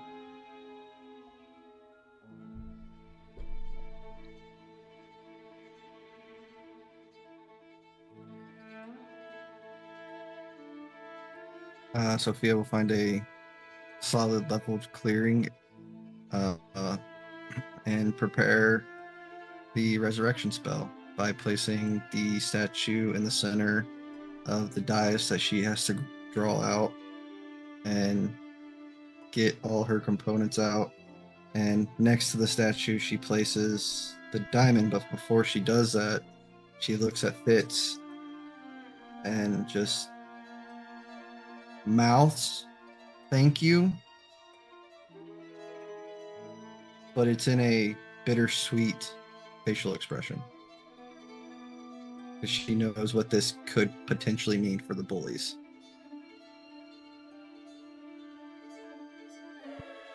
We're excited to see him again.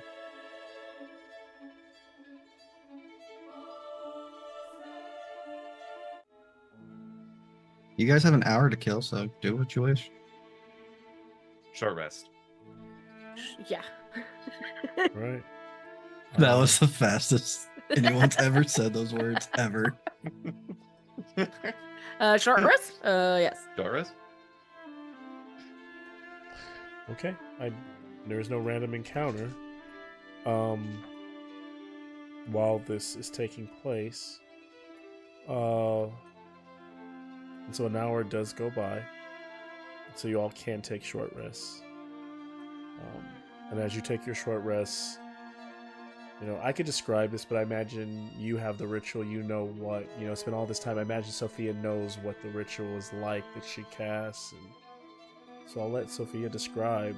I can just kind of describe if this. I imagine it works, but like, what is the process of the ritual? Is there anything you want to share there, Sophia? So this is the first time you've seen Sophia actually kind of like nervous when she's casting a spell. She's constantly double checking her work, making sure that the symbolism and everything is proper. There's moments where you'll see her drawing the diagram on the ground and it's slightly off, so she erases it and redraws it to be at absolute perfect. She is going for perfection right now, and making sure everything is placed perfectly, almost like having fits of OCD where like that herb is slightly too angled, put it there. And she's constantly touching the diamond and the statue, almost in like disbelief that this moment is a reality. Once she gets the diagram and all the components she needs down, the incense she burns, places it at 3 corners of a circle, so top, bottom left, bottom right. It kind of reminds you, if you've seen Full Metal Alchemist, looks like that. And she starts to pull out her prayer beads, and she is focused completely and utterly on the seance that she has to perform to bring Zen's soul and body back.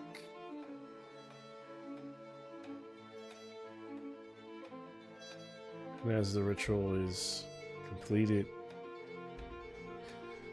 the stone begins to kind of morph and grow until the statue is full size in front of Sophia, and then the marbled structure of it and all that begins to just slowly flake and peel away. And when it's kind of rolls away, some of it like dust, parts of it falling like plaster, Zen just collapses onto the ground, and there's like a kind of like almost like a newborn. Like there's a bit of like this weird. He's kind of like wet, to the touch, not slimy, but just wet to the touch, and very much not immediately aware, almost like writhing and moving like a new child. His eyes slowly coming to until they lock onto Sophia's, and then they dilate, and he looks at his sister with no words, for the first time in a long time.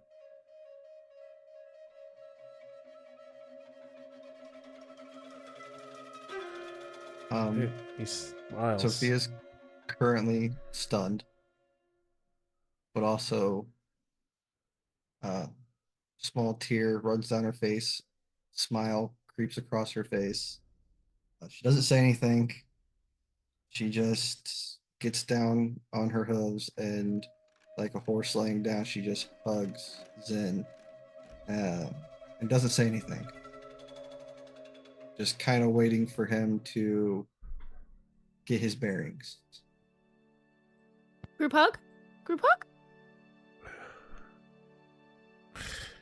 Kind of looks around as they kind of bullies, or at least people kind of patting and coming around him.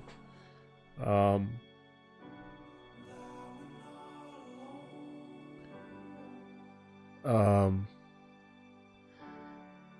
think between now and next episode, I would need to talk to Troy and find Zen's voice, but I don't think in this moment he doesn't really have one.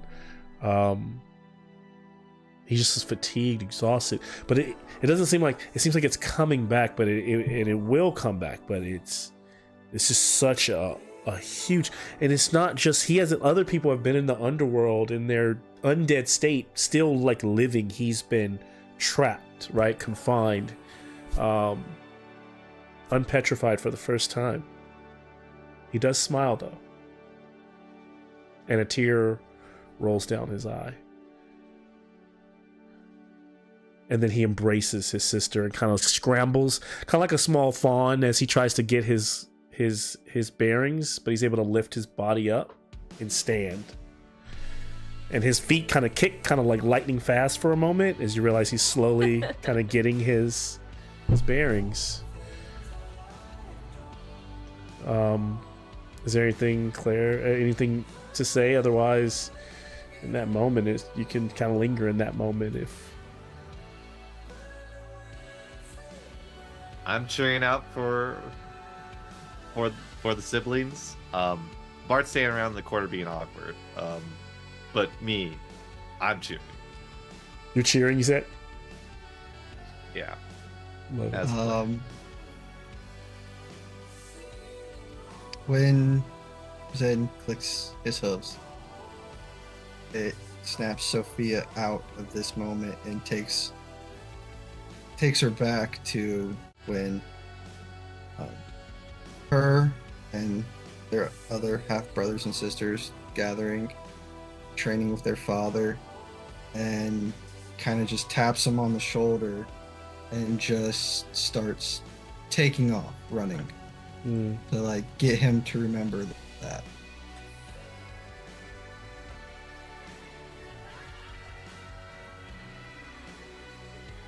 So just kind of watching them, kind of having that moment of them running through the, through the fields, and love it. A brief reprieve from the coldness of the underworld, as they run, as Sophia is kind of caught in that moment, both of them thinking of the same thing, in that same moment. And then there's a crack across the horizon like lightning that echoes.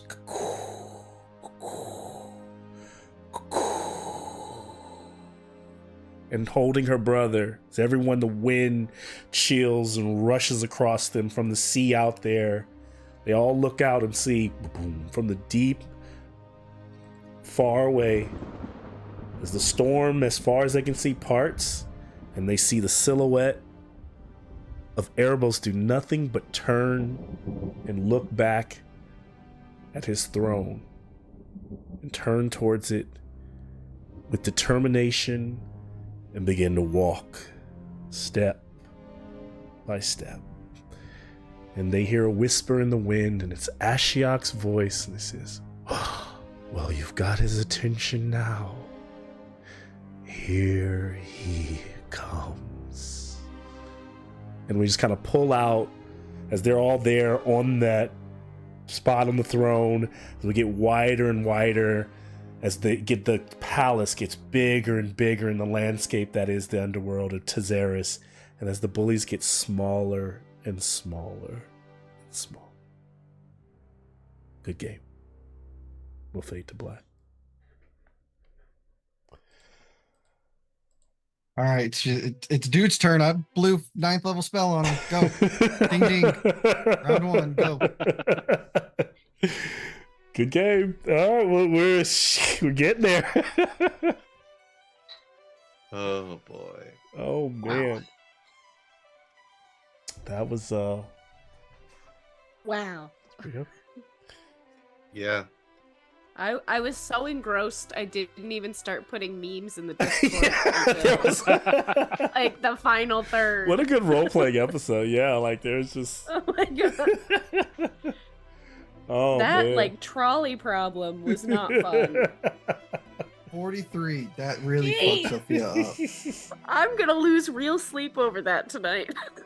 Like right now, she's living in the moment, but like in the back of her head, it's like 43. Like, oh, I We gotta can never do 43 tell him what dead. we did for him. it. Oh god, don't. That would be terrible. Oh. They were prepared to die. If it helps them in Think of the context, they were so survivor's they guilt. they have no clue whether they were bad, good. They I get it, it weighs heavy, but they Yeah, the palace forces you to to be in the shoes of death to some Yeah. degree, and So when And- we and become here- gods, I well- don't want to be the god of death, okay? I will say, like, I kind of figured that'd probably go towards Sophia. I like the decision because it was both smart and taxing, because choosing a soldier taxed more lives automatically than choosing one. So If we did choose some old, like, you could have just chosen someone like someone that someone looked old sweeping as outside shit. there and be like that person, right? Like you still might not know how old they were, but you might just choose that one person. But the point is that that death still has a consequence. They all have some form of consequence, and the bullies paid it. That's what got them, and you paying a higher price got you to where you needed to go faster. So, they are they are making moves. Yeah. I will say that this session would have gone completely sideways Bro. if we had Tell Moon here. 100%. Listen, much extra I love death. Jason to death, man. So Great much guy. death. Yeah. But this dude would have been like, can we just point at this entire wall? Yeah. Yeah, the Nightwalker probably would have been a fight. There would have been so many, like, oh my gosh, so much craziness. Auto fights. What are you talking about? I would have gotten my he would have hit me for dropping my 9th level spell to heal that guy. Be like, no, we're killing him now. No, we need to start thinking strategic because we are not qualified to take these fuckers on right now. Starting. I was like, "There's yeah. no way they get to Zen in this one session." Like, so the way you guys played your cards, it was calm, it was collective, it was like what the Dreamwalker said, and yeah. You also made some hard decisions. You left some things behind. You good stuff. Yeah. Yeah. I'm with it. The choices were made. They were good ones, and Zen is back. If Bash Brothers have any complaints, they should have been here.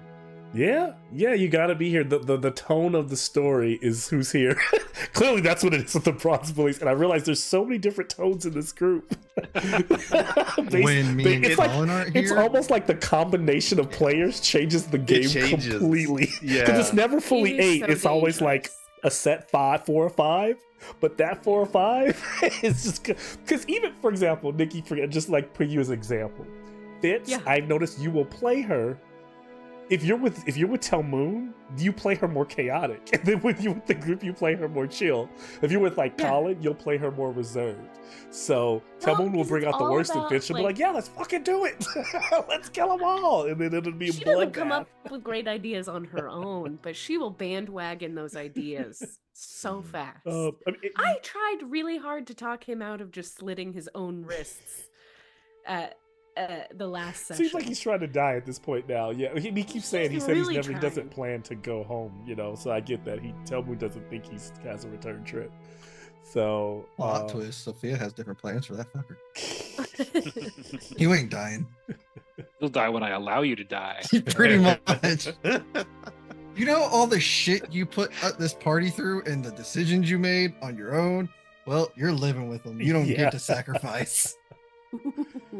Oh, I'm excited for this next episode. This is pushed the needle forward. I was excited to listen to Troy cosplay both of his fucking. I was wondering if I should characters do back that, and and forth. I'm not going to throw you to make you do Zen back and forth. So we could do Ready, that, set. or I'm I could telling you have right now, tell okay, me how you to want play Have a Zen's Zen. voice? conversation. Or I don't know. You want Zen's do voice? you It's want to simple. take control of Zen, or do you want to continue to use basically? Do you want to be Sophia and have Zen Yeah, I know. play an NPC, which we could do as well? So we'll have to figure out what that is. So you let me know what you think, and I'll go with your direction on that. As much as I love the characters and I do because he's so naive, They need fun Sophia. to play. We need a I've- healer, please. I've kind of dedicated and decided like even if we did get Zen back, I was like, I'm still gonna be Sophia. Sophia. Yeah. Zen can be in the background as an NPC. I love playing him. He is fun. It's one of the first like carefree characters. Well, I you're actually got gonna to run play. him. You're gonna run him. So he'll. Yeah. I'm not gonna run him. And Nick actually progressed Zen's story further in his one shot. Oh, So there are changes to Zen. Okay. I want to know. Zen. The reason why Zen was captured by Eros in the first place was because of the one shot in the underworld Yes. that happened. That is why he's here. And Zen was the main contributor for why Pythias was able to get out of the underworld to inform the Bronze Bullies. Yes. So in the moment when Akros is being destroyed, and the black hole or the portal opens and spits Pythias out, that was that moment where Pythias had gotten out and Zen had been pulled. I mean, had been in underworld, had been like lassoed and taken by Erebos. Yeah, so those halls that you are were not just regular souls that have passed. They are souls that Erebos has specifically said, you're mine, and this is a prized possession. It's like a miniature collection. And I imagine that Erebos knows when one of those is missing, like automatically. Like automatically. Oh, he's that type of collector? Like, it's out of place. Yes. I mean, how long did it take him to pose the statue and all that, you know? Oh man. So yeah, I didn't even think you guys could get there because I had originally planned to try to create that hall in a board game form. And so some of the busts that I used tonight, I was gonna like use a bunch of those, but no, it was really good. Story called for it. Just to let you know how you all like kind of navigated unexpectedly the way you did. So yeah, it's good. I also really like this session just because I feel like there was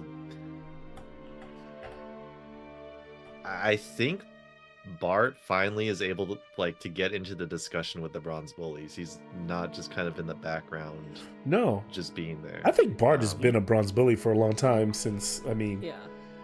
I will tell you something forever. that also let me know that Bart is a Bronze Bully, because I know Bart was distraught. You said something in the last session, but the fact that you're like, I felt like, I know you might. Here's the thing, you may see it differently, but DM outside looking in as both like Dungeon Master and like a viewer of the story, it seemed like Bart sees himself above being an Akroian soldier because he let Penthos in, and Penthos is the champion of Akros, and you let him have that conversation with Tel Moon. So I kind of saw it as you wait, because you remember you dedicated it to Perforos, so then you allowed that, and then you let him walk away. And I was like, oh shit, yeah, like Bart is fully like, no, like the crest that he's wearing, it's just his armor, but his allegiance is fully Bullies and Perforos, right? That's how I felt. That's how I felt in that moment of you not stepping in as a soldier would normally do and at least pose some kind of interaction there.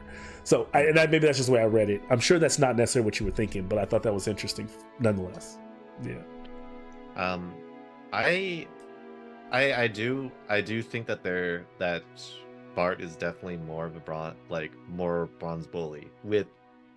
He still follows the creeds of like living and dying by his blade and that mentality, but I think that the heroism and what regardless of their attitudes and the way that they speak, they have accomplished and gotten things that have been monumental.